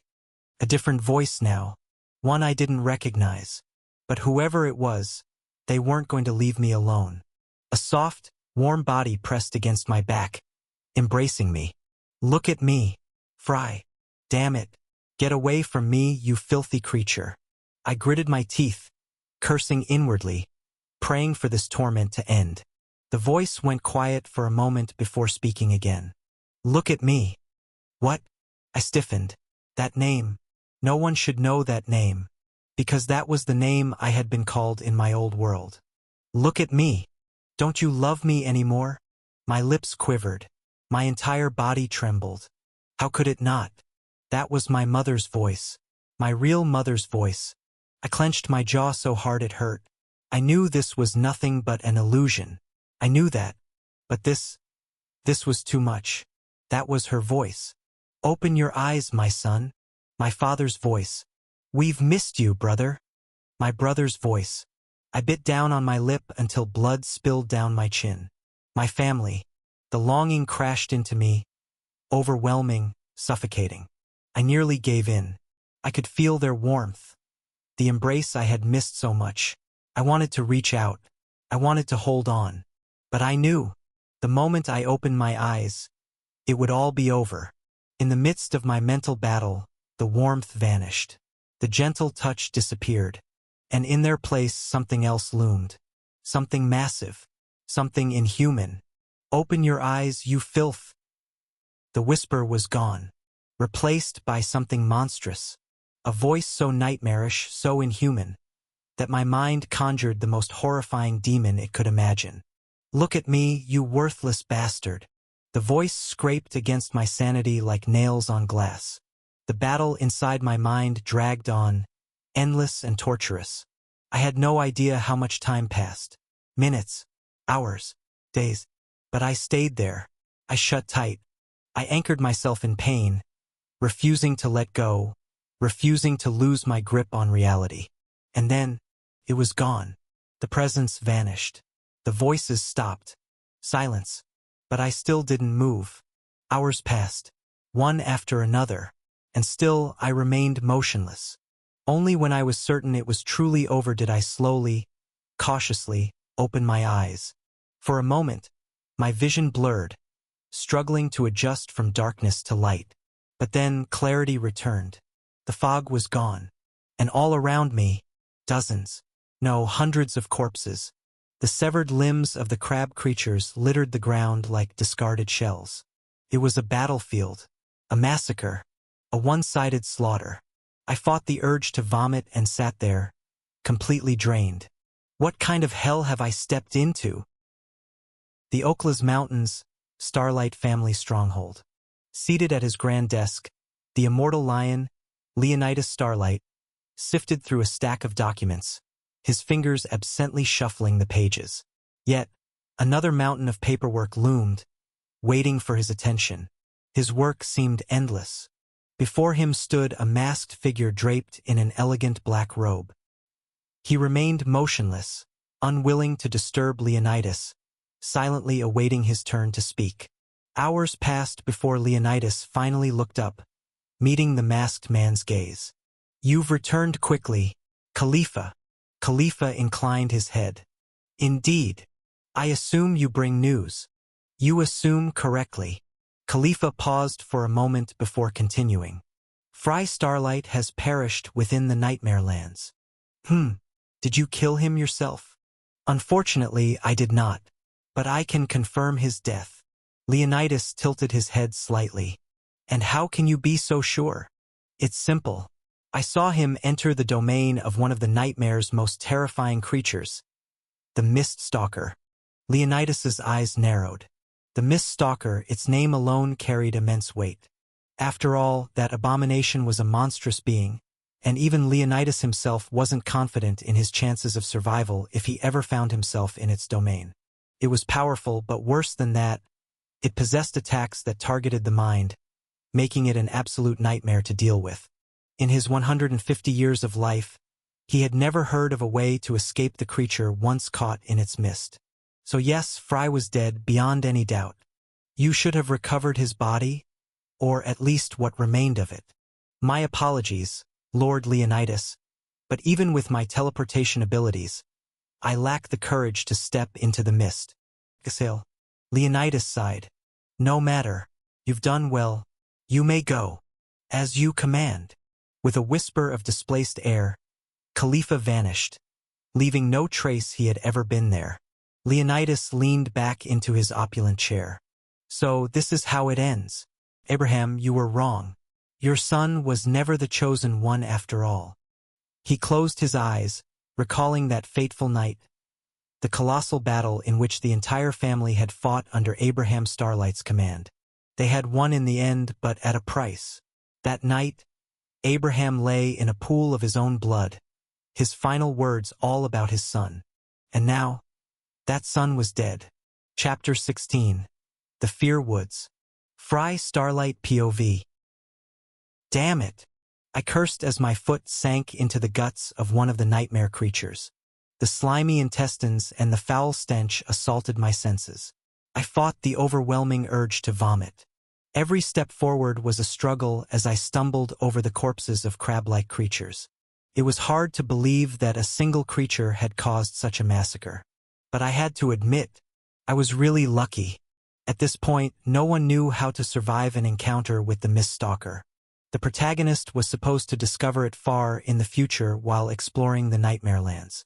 But I was the author, so of course I already knew. It was simple, just don't look at it. It would try to make you look at it by any means necessary, and the moment you did, you were finished. But if you kept your eyes shut until the end, you would survive. I was lucky. After changing my clothes, I resumed my journey. East. I have to go east. After several hours of walking, the light vanished completely. Nightfall, darkness engulfed the land, and I instinctively halted my steps. I climbed the tallest tree I could find and settled on a massive branch near the top. Only fools moved at night. After all, this was when creatures worse than the Mist Stalker roamed. Even though I was the author, even I didn't know what horrors lay hidden in the Nightmare Lands. It was an enormous place. I wrapped my cloak tightly around me, leaving only my eyes glowing faintly in the dark. The moon hung above me. I watched its silver light, reflecting on what had happened so far. I was still deep within the vast forest, which showed no signs of ending. So far, the only thing guiding me was the advice of the author. I had no choice but to keep heading east. Time crawled as I sat on the branch. I couldn't afford to sleep, fearing something might ambush me. The most I could do was close my eyes briefly from time to time. I remained in that state until the first light of dawn peeked over the horizon. It's morning. Suddenly, I recalled the random advice, something about dawn. No, there's no point in thinking about that now. I leaped from the tree and continued my journey. I was still using phantom steps. At first, I assumed the skill would drain my aura completely within a short time, but unexpectedly, I felt no exhaustion at all. Maybe the SSS-ranked aura really was the real deal. I had no time to dwell on that now, so I pushed the thought aside and remained focused on my surroundings. After all, I didn't want to fall into another trap like before. Thanks to Phantom Step and Hawkeye, everything was going smoothly. From time to time, I encountered more of those crab creatures, but I managed to avoid them with ease. With the dimensional ring Ada had prepared, I never worried about supplies. I had enough to last a year. And so, I spent the entire day running east, only stopping occasionally to rest or change course to avoid nightmare creatures. Damn it! I still wasn't any closer to escaping. This damned forest was enormous. Despite running for hours, the scenery remained the same. There wasn't much time before night fell again. Should I keep going? Or find a place to spend the night? In the midst of my thoughts, I heard a strange noise to my left. What is that? It sounded like people fighting, with enormous swords. I quietly followed the noise, and within minutes, I found the source. A grotesque creature was battling alone against a large swarm of crab-like monsters. Despite being outnumbered, the crab creatures couldn't do anything against it. Its limbs were massive scythes with an incredible attack range. It stood on 8 legs, its skinless body a grotesque mass of moving flesh. What the hell is that? Its head resembled a human's, except it had no eyes. Every swing of its scythe-like limbs sliced its enemies clean in half. I took a few steps back. I'd be better off avoiding this thing. I had no interest in dealing with it. I had planned to camp nearby, but I changed my mind. I couldn't stay here with that thing around. I ran away, but soon my steps slowed for a simple reason. It's nightfall. My vision was now limited to just a few meters ahead. Hawkeye was nearly useless in these conditions, especially with the dense trees making things even harder. I ran with my gun in hand, ready for anything that might emerge. Slowly, I began to feel something cold against my skin. Snow. Cold flakes started touching my skin, making me pause in surprise. The climate had been tropical just moments ago, which made sense given the forest. But now, snowfall? This was strange. But wait, didn't this mean I was nearing the end of this damned forest? That single thought was enough to reignite my exhausted body. I ran faster. I'm close. Excitement surged through me. I thought I was finally getting out of here. Just when I believed it was all about to end, something long emerged from behind the trees. The damn darkness had hidden it until the last second. It appeared out of nowhere and lunged straight at me. A cursed crab creature. Damn it! I fired at the abomination before me, but the bullets barely left a scratch. The creature lunged at me in an instant. Before I could react, it was already in my face. I raised my gun to fire, but a swift strike from its claw sent my weapon flying. I tried to retreat, but its octopus-like tentacles wrapped around me immediately. My heart sank. Seriously, the monstrous, crab-like abomination loomed over me, raising its massive claw, ready to deliver the killing blow. With my sharp vision, I saw it all. The enormous, needle-like claw hurtling toward my face. The tentacles had me completely restrained. I was helpless. Damn it! Then, just as I thought it was over, something unexpected happened. A scythe suddenly pierced through the creature's body from behind. The grip around me loosened instantly, and I collapsed onto the ground. The crab abomination was lifted off its feet before a second scythe tore through its back. As it shrieked in agony, I watched in horror as 2 massive scythes sliced its body clean in half. Scarlet blood sprayed over me, drenching my face and clothing in the creature's remains. From within its bisected corpse, something even more horrifying emerged. A faceless mass of flesh with a gaping mouth, shrieking as blood dripped from its form. My mind reeled in terror. Before I even realized it, my legs were moving on their own. I have to get out of here. I have to escape. The contrast between the searing blood soaking my body and the icy snow falling on my head sent shivers down my spine as I ran for my life. But the scythe-wielding creature wasn't going to let me go. I could hear the rapid thudding of its 8 limbs closing in. It was fast, too fast. A piercing headache struck as I frantically searched for a way to survive. Fight back with a gun? No, that won't work. A sword? I don't even have a proper combat style. Damn it! I turned around, and there it was right behind me, raising its massive scythe to end me. Instinct took over. I hurled myself forward, reinforcing my body with aura. For a brief moment, I thought I had dodged in time. But then, a sharp, searing pain tore through my back. I had barely avoided a fatal blow, but the deep wound sent waves of agony through me. Gritting my teeth, I forced myself to keep running. I had to think. Fast. Reaching into my dimensional ring, I pulled out a medium-sized bottle. I had noticed it earlier while rummaging through my supplies. It was filled with oil.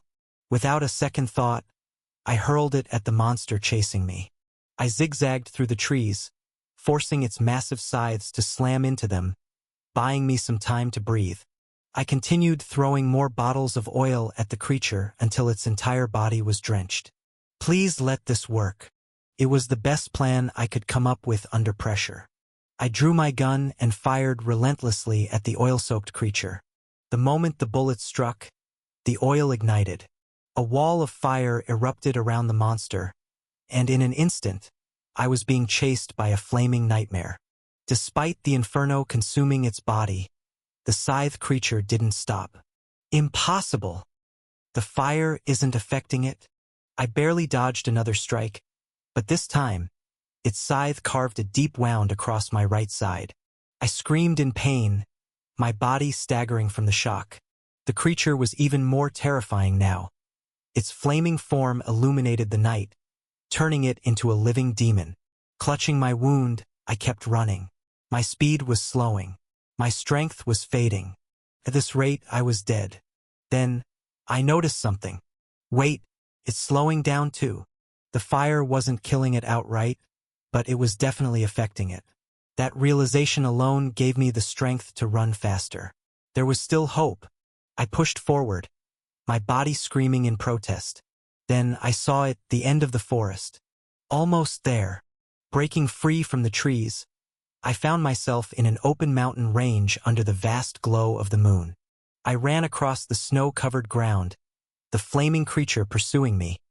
A surreal, nightmarish scene. Just as hope began to fill me, I saw them. An entire horde of crab creatures charging toward me from the front. There were dozens of them. No way. I was completely surrounded. I slowed to a halt. The burning scythe monster loomed behind me. The monstrous horde blocked my path ahead. There was nowhere to run. Closing my eyes, I braced myself for the first strike to land. But it never came.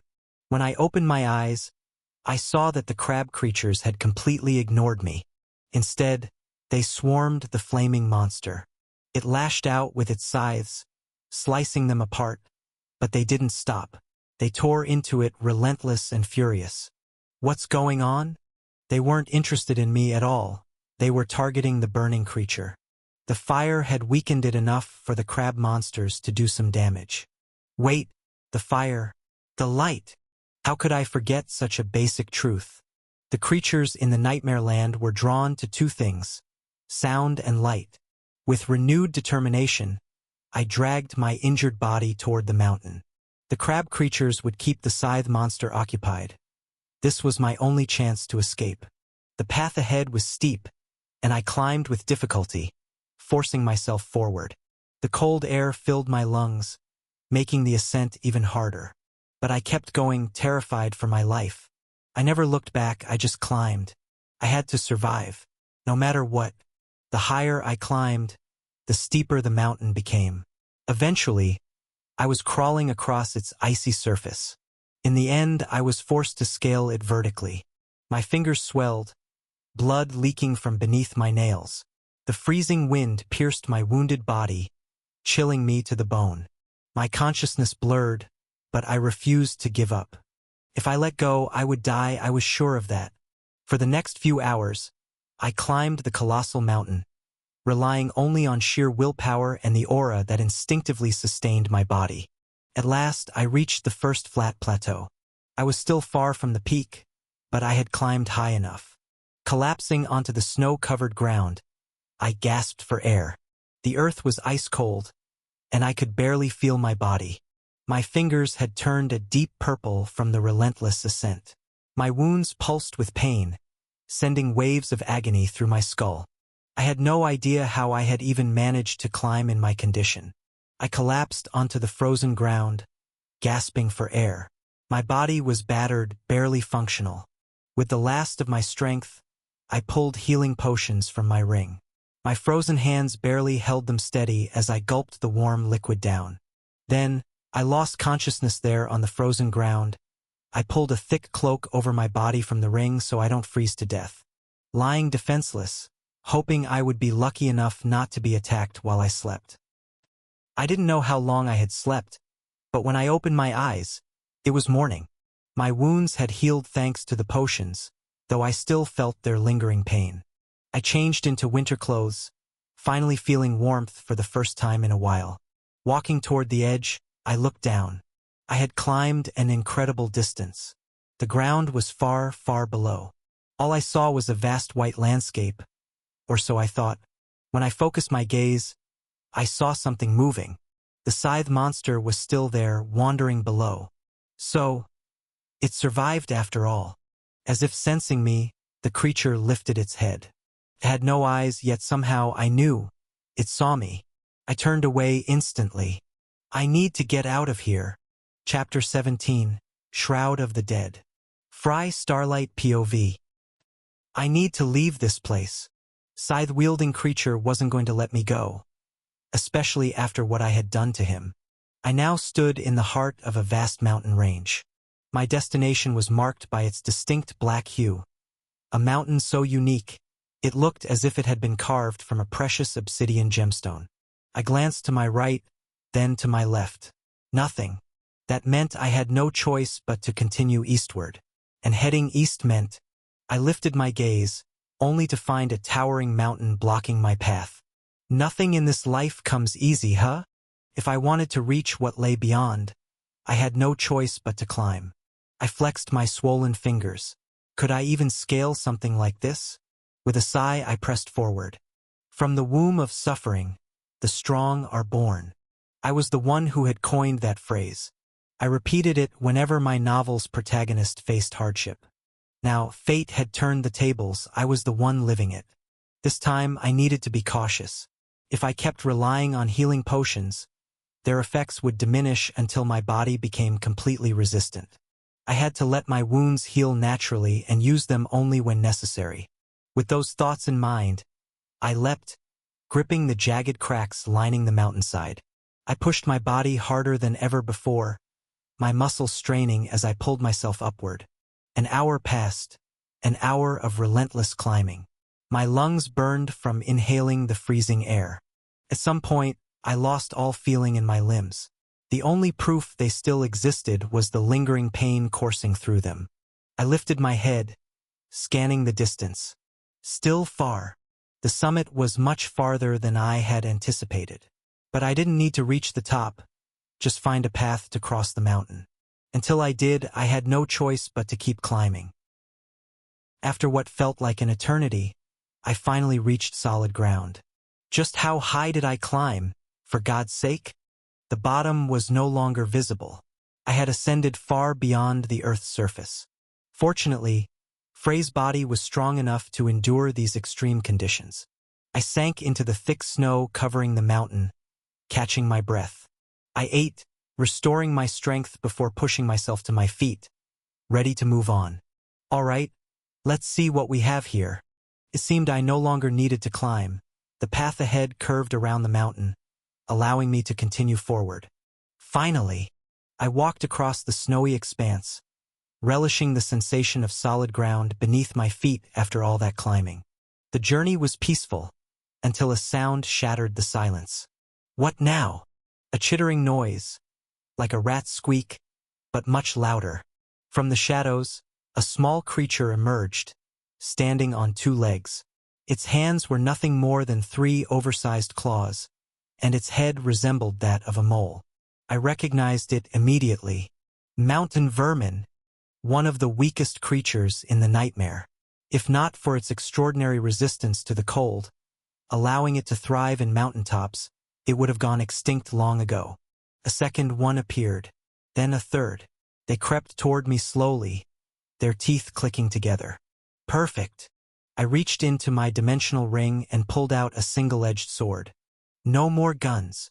My swordsmanship was rusty. I had no proper combat style to speak of. But even my lack of skill was more than enough for creatures like these. After all, they were at the very bottom, rank G to be precise. I took a deep breath, allowing energy to course through my veins. Aura surged freely through my body, flowing into the blade. At once, a violet shimmer enveloped the sword's edge, strengthening it. I assumed a battle stance, waiting for my foes to make their move. Come. As if responding to my call, 2 of the creatures leapt toward me at once. Thanks to my hawk eye, I tracked their movements with perfect clarity. My reaction was swift. One precise swing of my sword cleaved the first creature's head clean off. The second clamped its jaws onto my sword's edge. Idiot! I tightened my grip and pushed the blade forward, driving it straight through its mouth. With a single motion, I separated its head from its body. The third one lunged at me, hoping to catch me off guard. But I had been watching it from the start. Just as it thought it had me, I struck from a blind angle, my sword piercing straight through its body. Like a skewered kebab, I lifted it high. It thrashed violently, trying to free itself. Blood gushed onto the snow before it finally went still. I pulled the corpse from my sword and wiped the blade clean. That was refreshing. For the first time since arriving in this cursed land, I didn't have to run. For the first time, everything went smoothly. I turned and continued forward. But just then, another creature appeared. More. I raised my sword. Then came another, and another, then dozens more. Before I could even count them, the ground swarmed with them. I stared at the endless horde, expressionless. Are you kidding me? Without hesitation, I turned and ran. I was running again. I mean, seriously? Did you expect me to fight an entire army? The ground trembled beneath me as a massive wave of vermin gave chase. Individually, they were weak, but facing this many at once? Impossible. From time to time, I struck down a few that got too close. Yet their numbers never dwindled. If anything, they kept increasing. Panic set in when I realized the truth. If I hit a dead end, I was dead. Luckily, the path stretched ahead. But now, the creatures weren't just behind me. They were scaling the cliffs, descending from the mountaintop. Damn it! I had no large-scale attack abilities. Wiping them all out was impossible. My heart sank as the path came to an abrupt end. And beyond that end, a massive chasm, leading into the depths of the mountain. A cave. Entering it was a gamble. But I had no choice. I pushed my speed to the limit, dashing into the cavern, relying on my hawk eye to navigate the darkness. I ran until I heard a crashing noise behind me. Turning back, I saw the creatures piling at the entrance, colliding into one another in a frenzy. But not a single one stepped inside. What's going on? They had completely blocked the entrance now. I stepped closer. Even though only a few meters separated us, they refused to move forward. I turned my gaze to the cave's pitch-black depths. They were afraid. But the real question was, what were they so afraid of? I swallowed hard and took a cautious step forward. I didn't want to meet whatever was inside this cave. But I had no choice. Either I ventured deeper, or I became their next meal. Silently, I crept forward, using phantom steps to suppress the sound of my movements. The darkness consumed everything, limiting even my enhanced vision. And somewhere ahead, something was waiting for me. Silence filled the air, making the atmosphere even more tense. The fact that I was alone didn't help. After walking for a long time, my foot struck something solid. Glancing down, I immediately recognized what it was. Bones? Human bones. With each step forward, I found more. Damn it! Lighting a source of illumination here was like inviting death. But I had no choice. Besides, I was inside a cave, so I didn't have to worry about attracting creatures from outside. I pulled a flashlight from my dimensional ring and illuminated the area around me. Finally, I could see clearly. The cave, now significantly narrower, was filled with human bones. I walked cautiously through the sea of skeletal remains, which seemed endless, stretching far into the darkness. What happened here? Lost in thought, I was startled by a sound behind me, spinning around instantly. But contrary to my expectations, there was nothing, only bones. I moved carefully, wary of an ambush. Suddenly, I felt something touch my foot. I instinctively threw myself backward. Looking down, I saw a skeletal hand lying there. I swear something just touched me. Clatter. The sounds began to echo from all around me. What the hell is going on? This was too much for my nerves to handle. I swung the flashlight frantically, but all I saw were bones. Wait, bones? Realization dawned on me. I needed to get out of here. Just as I tried to flee, something lunged at me from the darkness. A sharp pain pierced my shoulder. Looking up, I saw a skeleton, its hollow eyes glowing red, screaming in my face. I swung my sword, shattering the undead creature into pieces. Staggering to my feet, clutching my injured shoulder, I suddenly felt the entire cave tremble violently. What now? Around me, bones began to assemble themselves. One after another, skeletons emerged from the ground. If I stayed, I'd be surrounded. Seriously? Are you kidding me? Once again, I found myself running for my life as an army of skeletal creatures chased after me. How long? How long will these damned things keep hunting me? No matter where I went, no matter how far I traveled, something was always trying to kill me. The crab beast, the mist stalker, the scythe creature, the rodents, and now this. Did the whole world want to eat me? I was just a skinny guy. What the hell would they even gain from devouring me? Gritting my teeth, I kept running. The skeletons attacked from all directions, front, back, sides. There was no end to them. Come at me, you sons of bitches. I swung my sword wildly, shattering one skeleton after another as I forced my way forward. Can't you just stay dead? Why did you even rise up?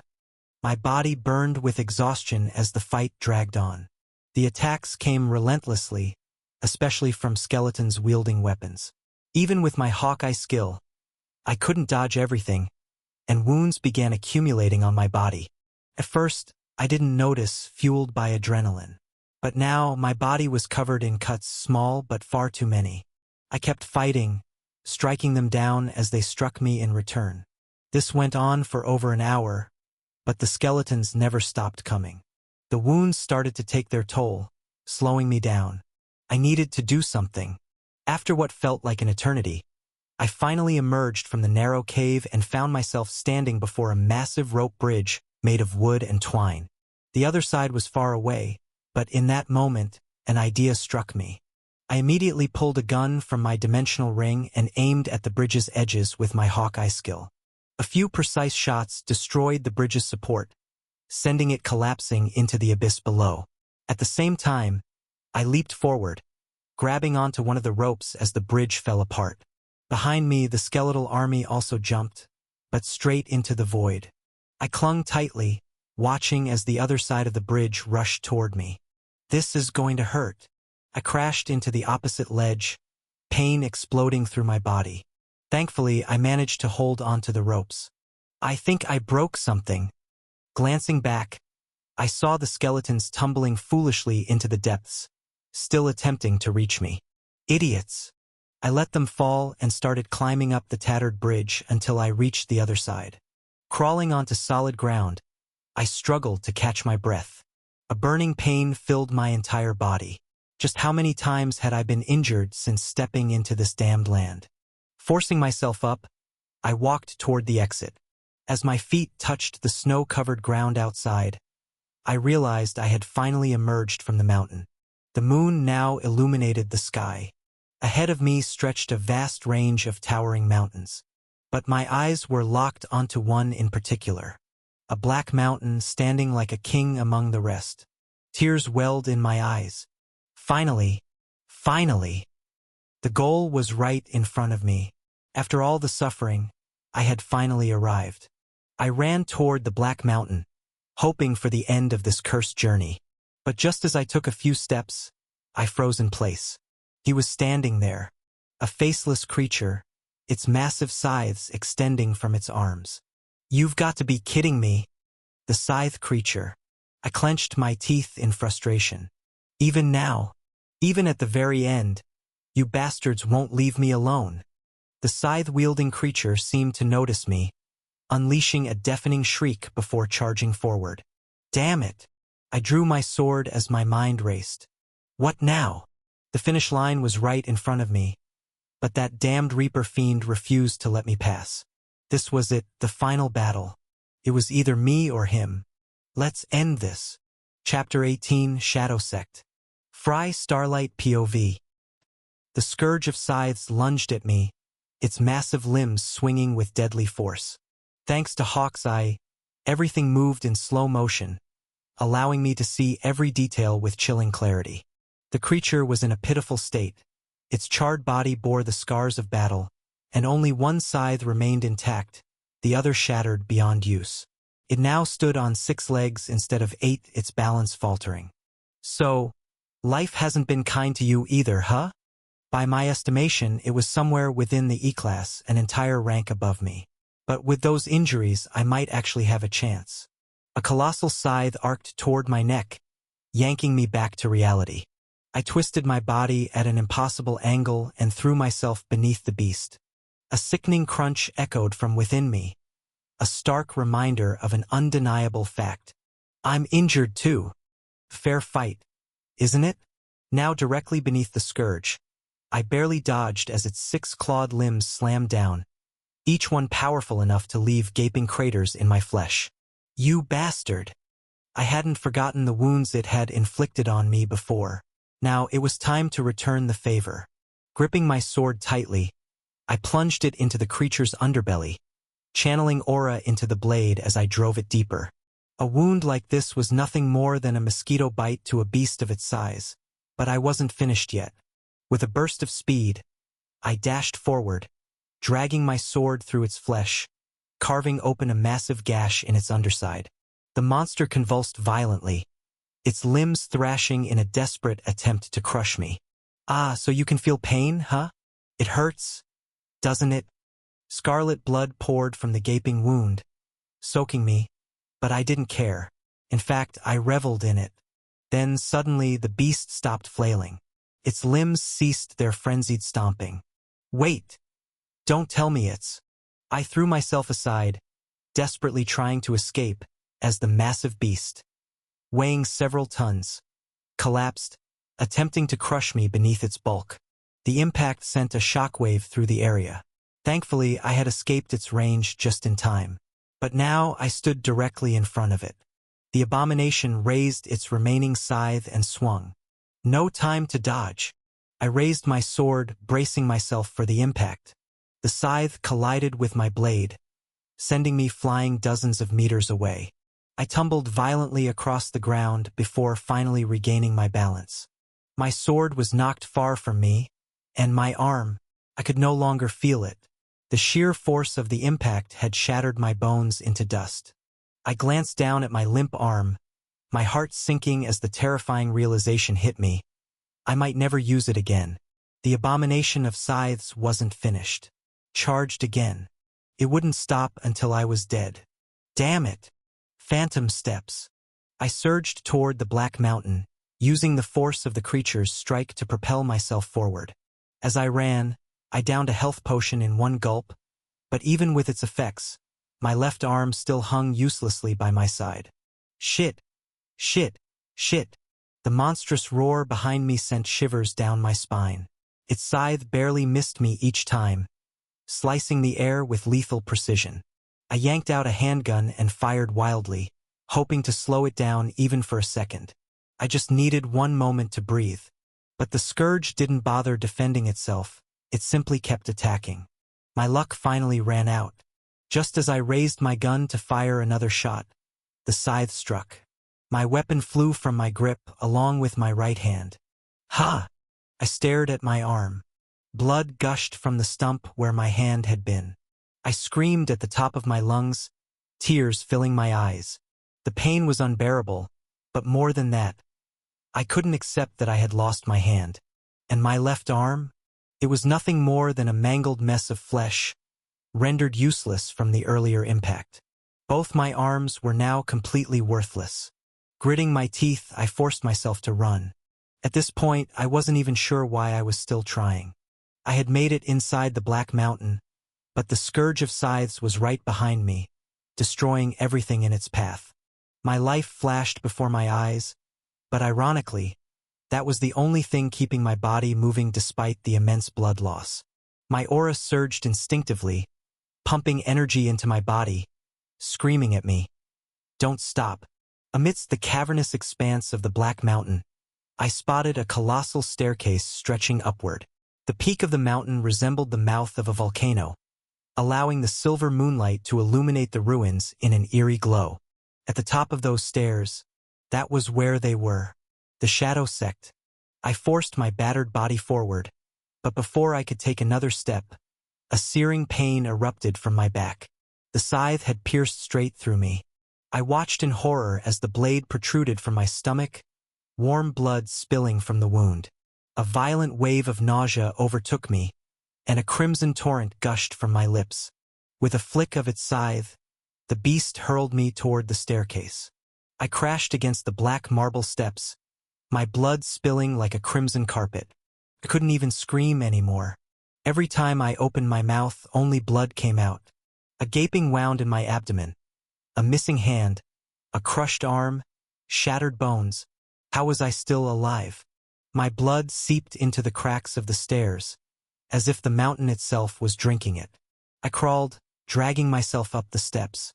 Like a worm, I had come so far. Only a few damned steps separated me from my goal. Behind me, the scourge of scythes strode forward, stepping through the blood trail I had left behind. Slowly, mockingly, just a little further, just a little more. Drenched in blood, lost in waves of agony, I barely registered the shadow that loomed before me. Am I hallucinating? A towering figure stood at the top of the stairs. A statue-like warrior, clad in armor from head to toe. In its hands, it gripped a colossal black sword. Its face was concealed behind a terrifying mask, but within the mask's hollow sockets, two piercing eyes burned into me. Another figure emerged beside it, similar to the first yet different with a mask of its own. Through my blood-filled vision, I no longer knew what was real. Was I hallucinating? Had I finally died? Had these things come to claim my soul? The scourge of scythes seemed unaware of their presence, continuing its march toward me. It raised its scythe high for the final blow. This is the end. The scythe was about to shatter my skull. But in that moment, the monster froze. No, it wasn't frozen. It had been attacked. The first statue impaled it from the right with its massive sword. The second drove a colossal spear through its left side. Their strikes were so swift, the monster didn't even realize what had happened. In a single instant, they unleashed hundreds, no thousands of strikes, reducing the abomination to mere fragments. Its body dissolved, its remains absorbed into the cracks of the stairs.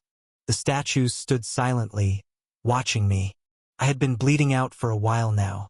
By all logic, I should have lost consciousness long ago. Yet something forced me to stay awake.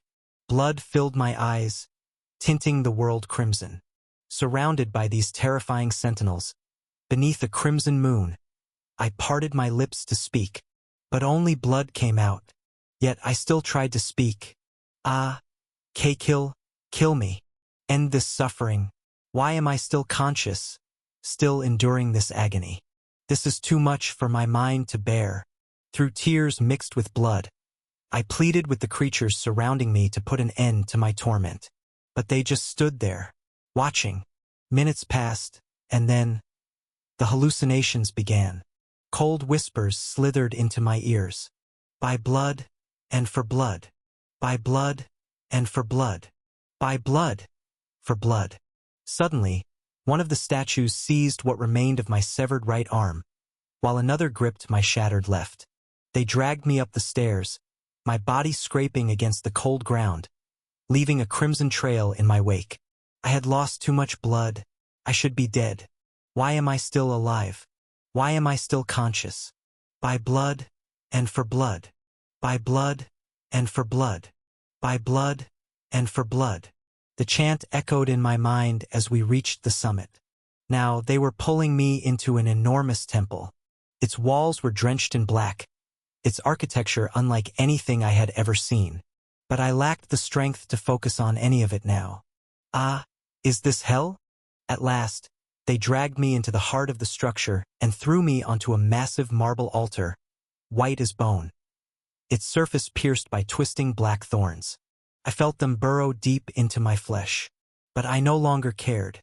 Above me, the moon bathed the chamber in silver light. Behind me, bound in heavy chains, stood a sword, black as the void, pulsating with a malevolent aura. I knew that sword, but my mind was too fractured to comprehend it. The statues withdrew, leaving me alone on the platform. Drenched in my own blood, I gazed at the sky. Why am I still conscious? Why haven't I died? My body was drying up. My blood was almost gone. Ah, finally! Once the last drop left my veins, I would die. Only then would this nightmare end. My vision blurred, my senses faded. So much so that I failed to notice the dark energy swirling around me. 7 shadows emerged, moving in wild, erratic dances. As I lay in the center, they twisted and writhed, their chaotic frenzy shaking the very air. Strange visions flooded my mind, images I couldn't understand. Some shadows laughed, others wept, and some screamed. My blood slithered through the chains, creeping toward the black sword, swallowing it entirely. At last, my body turned deathly pale, and my vision faded to black. Finally, I'm dying.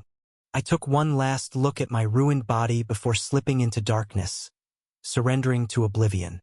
It's over. Darkness. Only endless darkness. I drifted weightlessly in the void, convinced that I was truly dead. Awaken, child of darkness. Just as I thought it was over, I heard it. A voice. Ancient. Deep. It vibrated through my very soul. And then, I heard my own words. From the womb of suffering, the strong are born. My eyes snapped open. Gasping for air, I pushed myself upright, my chest heaving with ragged breaths. I ran a hand over my head, trying to fight the searing pain in my skull. Wait! My hand! I looked down. My right hand was there. Pale, smooth skin. The very hand I had lost. Am I hallucinating? I frantically examined my body. No wounds. No scars. Even the old ones, gone. What the hell is going on? Then, I felt something on my left hand. Whether it was due to the shock or something else entirely, I hadn't noticed it until now. Clinging to my palm, sleeping there, a cursed, black sword. It had no hilt. My own hand had become the hilt. A terrifying obsidian blade extended from my wrist, exuding an aura of death. Just looking at it sent chills through me. But you know what? I know this sword. Balerion, the Black Dread. I stood alone. The statues were gone. None of this was supposed to happen. I hadn't written any of this. Stepping out of the temple, I scanned the massive sect before me. How had I survived? How had my wounds healed? How had my limbs returned? I had no answers. According to the story, the protagonist, Snow, was supposed to find this place years from now. By then, he would have already mastered a sword technique of his own. I lifted the cursed blade, now fused to my hand. In that future, Snow would claim this very sword and use it to annihilate the sect, ensuring that no one else would ever learn the 10,000 steps of shadow technique before leaving. That was what should have happened. But somehow everything had changed. What were those shadows? Where had the statues come from? I didn't know.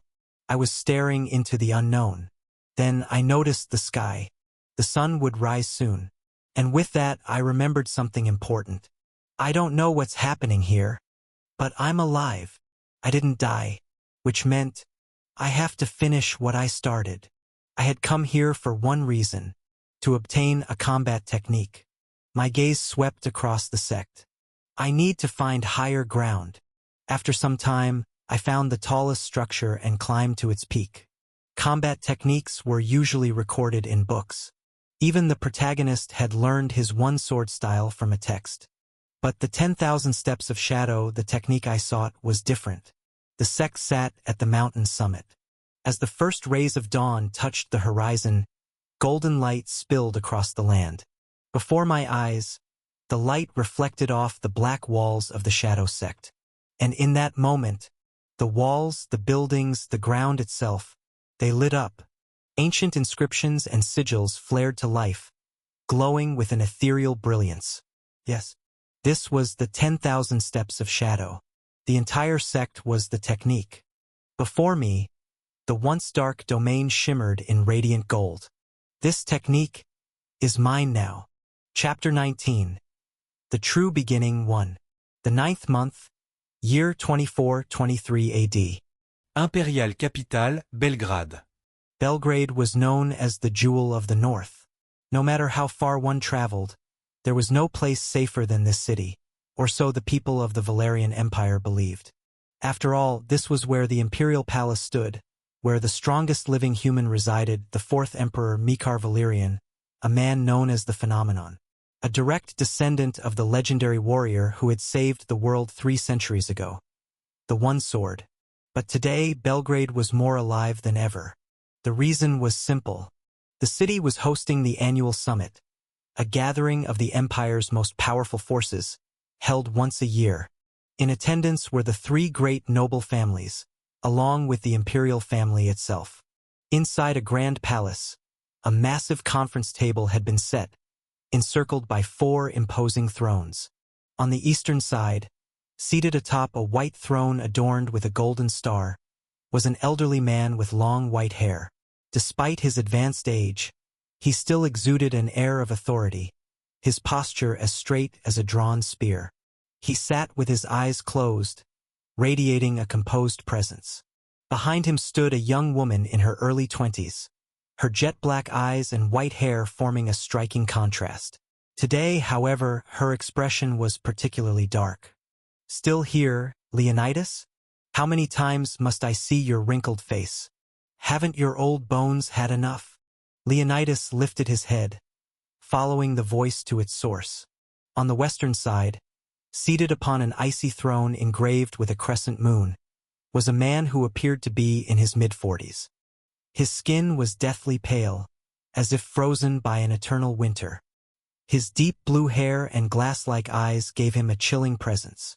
This was none other than Baylor Moonlight, the current lord of the Moonlight family, an SS-rank existence feared across the empire, the Ice Demon.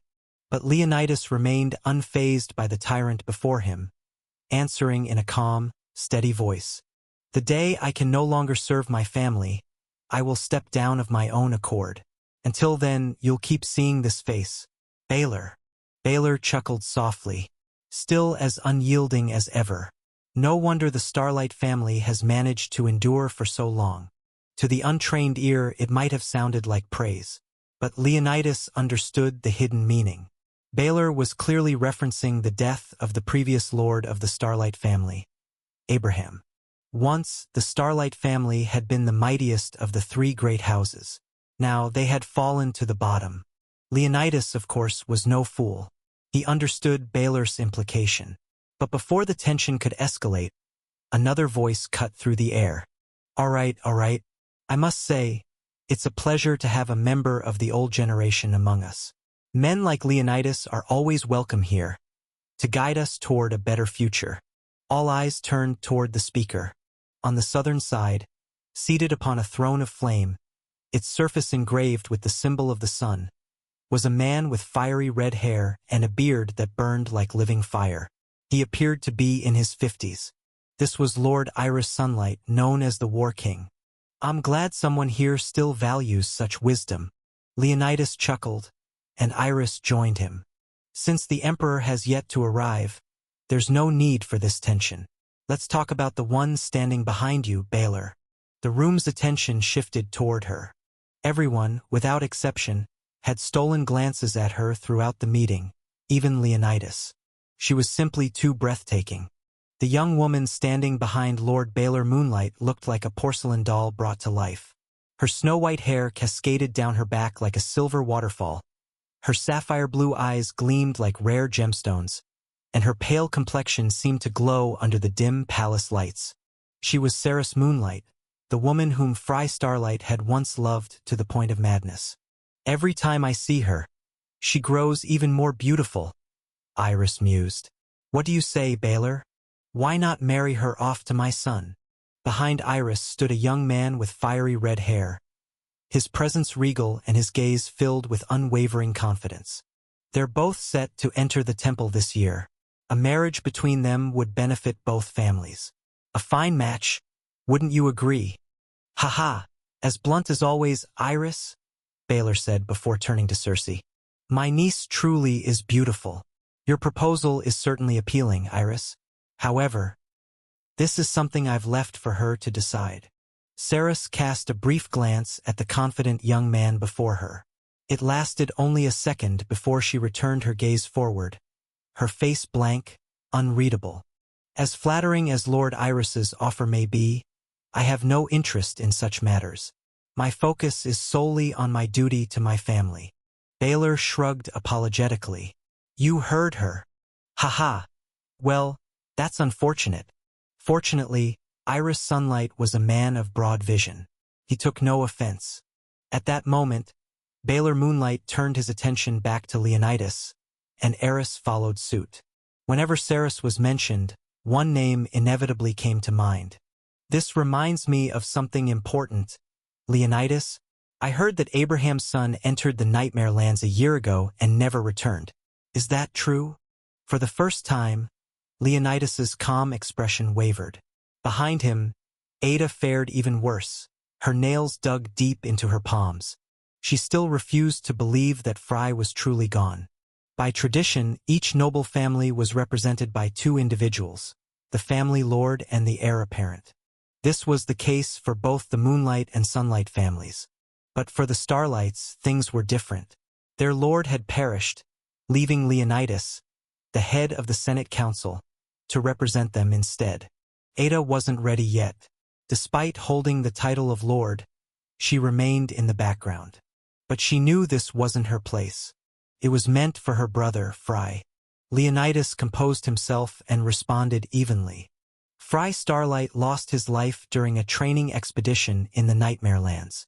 As painful as it is, fate has not been kind to our family. We lost Abraham, and then his son soon after. Ada clenched her fists even tighter. She knew how much of a hypocrite this old man was. No one had been happier about her brother's death than Leonidas himself. How unfortunate, truly unfortunate, Baylor murmured. He used to visit my palace quite often, after all. He attempted to sound regretful, but his expression betrayed him. For the first time, Sarah's expression shifted slightly as she recalled the black-haired, black-eyed boy. Of course, he had come for her every time. She had tried to remain civil, given the ties between their families. She had thought she had buried those emotions long ago. But Fry Starlight had managed to stir them back to life, in the worst way possible. Other than her father, there was no one she had despised more than him. He had pursued her relentlessly, whether through charm or manipulation. His very name disgusted her. Humph. Let's end this pleasant conversation here, Baylor interjected. I don't particularly enjoy talking about the dead. Besides, he's here. The atmosphere in the room shifted instantly. The only empty throne stood at the northern position, a grand golden seat, larger than the rest. Now its rightful owner had arrived. The great doors of the hall swung open as a heavily armored man strode in, his presence overwhelming. In a booming voice he announced, "Bow before the Emperor." Everyone rose as a man in his 40s entered, his golden hair shining like sunlight, his piercing yellow eyes burning like fire. The strongest human alive, Mikar Valerian. Behind him stood a younger version of himself, his firstborn son, Crown Prince Aegon Valerian. Everyone in the room knew why the Emperor was furious. "Let the summit begin," Mikar declared, his voice deep and commanding. Chapter 20. The true beginning, too. At once, everyone took their seats. This year had been far from peaceful. After all, the Ultras had made their boldest move yet. The Valerian Empire stood at the heart of the world, its eastern and southern borders shadowed by the Nightmare Lands. But the West was a different story. Beyond the ocean, once called the Atlantic, lay a continent formerly known as America. Now, however, it had become home to something else entirely.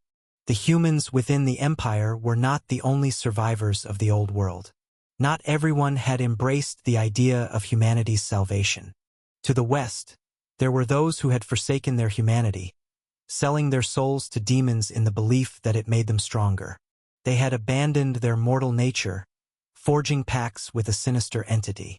These beings had become the Empire's greatest enemies ever since the One Sword sealed the rifts long ago. The factions that had aligned with demons eventually united under a single banner, a force known as the Ultras. A few months ago, the Ultras made their boldest move yet. They infiltrated deep into the Empire, abducting not only the Empress and her daughter, but also several high-ranking officials. It was a catastrophe, an undeniable humiliation. The imperial capital, Belgrade, believed to be an impenetrable fortress, had been exposed as vulnerable. If the royal family itself was not safe, then how could anyone else be? The entire empire was thrown into turmoil. In the end, after an extensive campaign personally led by Emperor Mikar, they managed to rescue the princess and some key figures. But the Empress was not among the survivors. That was the moment Mikar's fury reached its peak. The first to face his wrath was Baylor Moonlight. Baylor Moonlight, the Emperor's voice was like steel. "Your house is responsible for defending the western borders. So tell me, how in the hell did they infiltrate all the way to Belgrade under your watch?" Baylor stiffened under the Emperor's pressure but maintained his composure. "I offer my deepest apologies, Your Majesty. My family has loyally defended the western borders for generations, and I can assure you, the attack did not come from the west. It originated from within the empire itself." The Emperor raised an eyebrow. "From within?" "Yes, that much is undeniable. For them to reach the imperial castle itself, such a feat would have been impossible without inside help." Baylor's words struck a chilling truth. If there were traitors among them, then the threat was far greater than they had imagined. A war between black and white was simple. The enemy was clear. But when shades of gray seeped in, no one knew where the next strike would come from. This calls for a full-scale purge. Iris Sunlight's voice only deepened the tension. No one knew who the traitor was. Could be a stranger, or it could be someone standing right beside them. "Send my orders," Mikar commanded. "Summon the church. Involve the Shadow Court, they are closest to the people. Tell them this: there will be no mercy for traitors. As for the great houses, I leave the matter in your hands. We are grateful for your Majesty's trust." The three lords spoke in unison, relieved that the Emperor had not interfered in their internal affairs. "Forgive my boldness, but may this humble girl share her thoughts?" All eyes turned to Ceres Moonlight. "You may speak," the Emperor said. "Your presence here is proof of your worth." Hearing his approval, Ceres bowed slightly before voicing her thoughts. "The war between us and the Ultras is a war between humans. Since the day the Great One Sword sealed the rifts, we believed the worst had passed. But in truth, that was merely the beginning of another war." She paused briefly before continuing. As I said, this is a war between humans. For 3 centuries we have fought, yet never before have the Ultras dared to take such a bold step. Wouldn't you all agree? The room nodded in silent affirmation. Then allow me to correct my statement. This is not a war between humans. Leonidas frowned. What are you suggesting? Most in the chamber already understood her meaning, but they refused to accept it. The very fact that the Ultras had the audacity to abduct members of the imperial family can mean only one thing. They do not fear retribution. In other words, someone is backing them. Something has given them confidence. To put it bluntly, the Emperor's voice cut through the silence. A demon. The word sent a chill through the chamber. Well said, girl. You are absolutely right. A new voice echoed through the hall. He had appeared from nowhere. The chamber was filled with SS-ranked awakened, individuals who stood at the very pinnacle of power.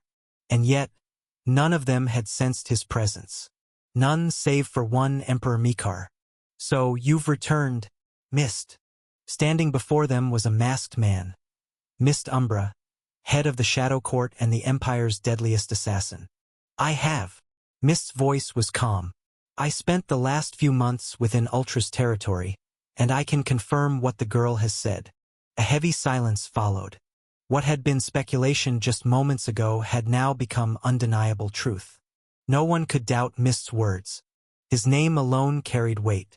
The fact that he had infiltrated the Ultra's domain and returned alive was proof enough. The Emperor met Mist's gaze, his golden eyes unreadable. Tell me, its rank? Mist was silent for a moment before delivering the words that sent shockwaves through the room. An upper demon, rank 19, Astaroth. Eyes widened in disbelief. You're telling me that demons of that level still walk among us? Mist nodded. Yes. Tension gripped the chamber. A rank 19 demon was equivalent to an SS plus rank awakened. A being dangerously close to the pinnacle of power. And among everyone present, there was only one who might stand a chance against it. Emperor Mikar himself. A heavy silence settled over the room. Everyone understood. The world was shifting, and no one knew where it would lead. Far from the capital, deep within the Shadow Sect, a lone figure sat in silence, isolated from the chaos shaking the world. His long, unkempt hair had grown wild, falling over his face like a curtain. Clutching a cursed black sword, the boy slowly rose to his feet, whispering words no one could hear. It's time to return. Author's note. Rejoice. Another chapter will be out in an hour or 2. Some of you may have noticed, yes, Iris Sunlight was inspired by Iris from God of War.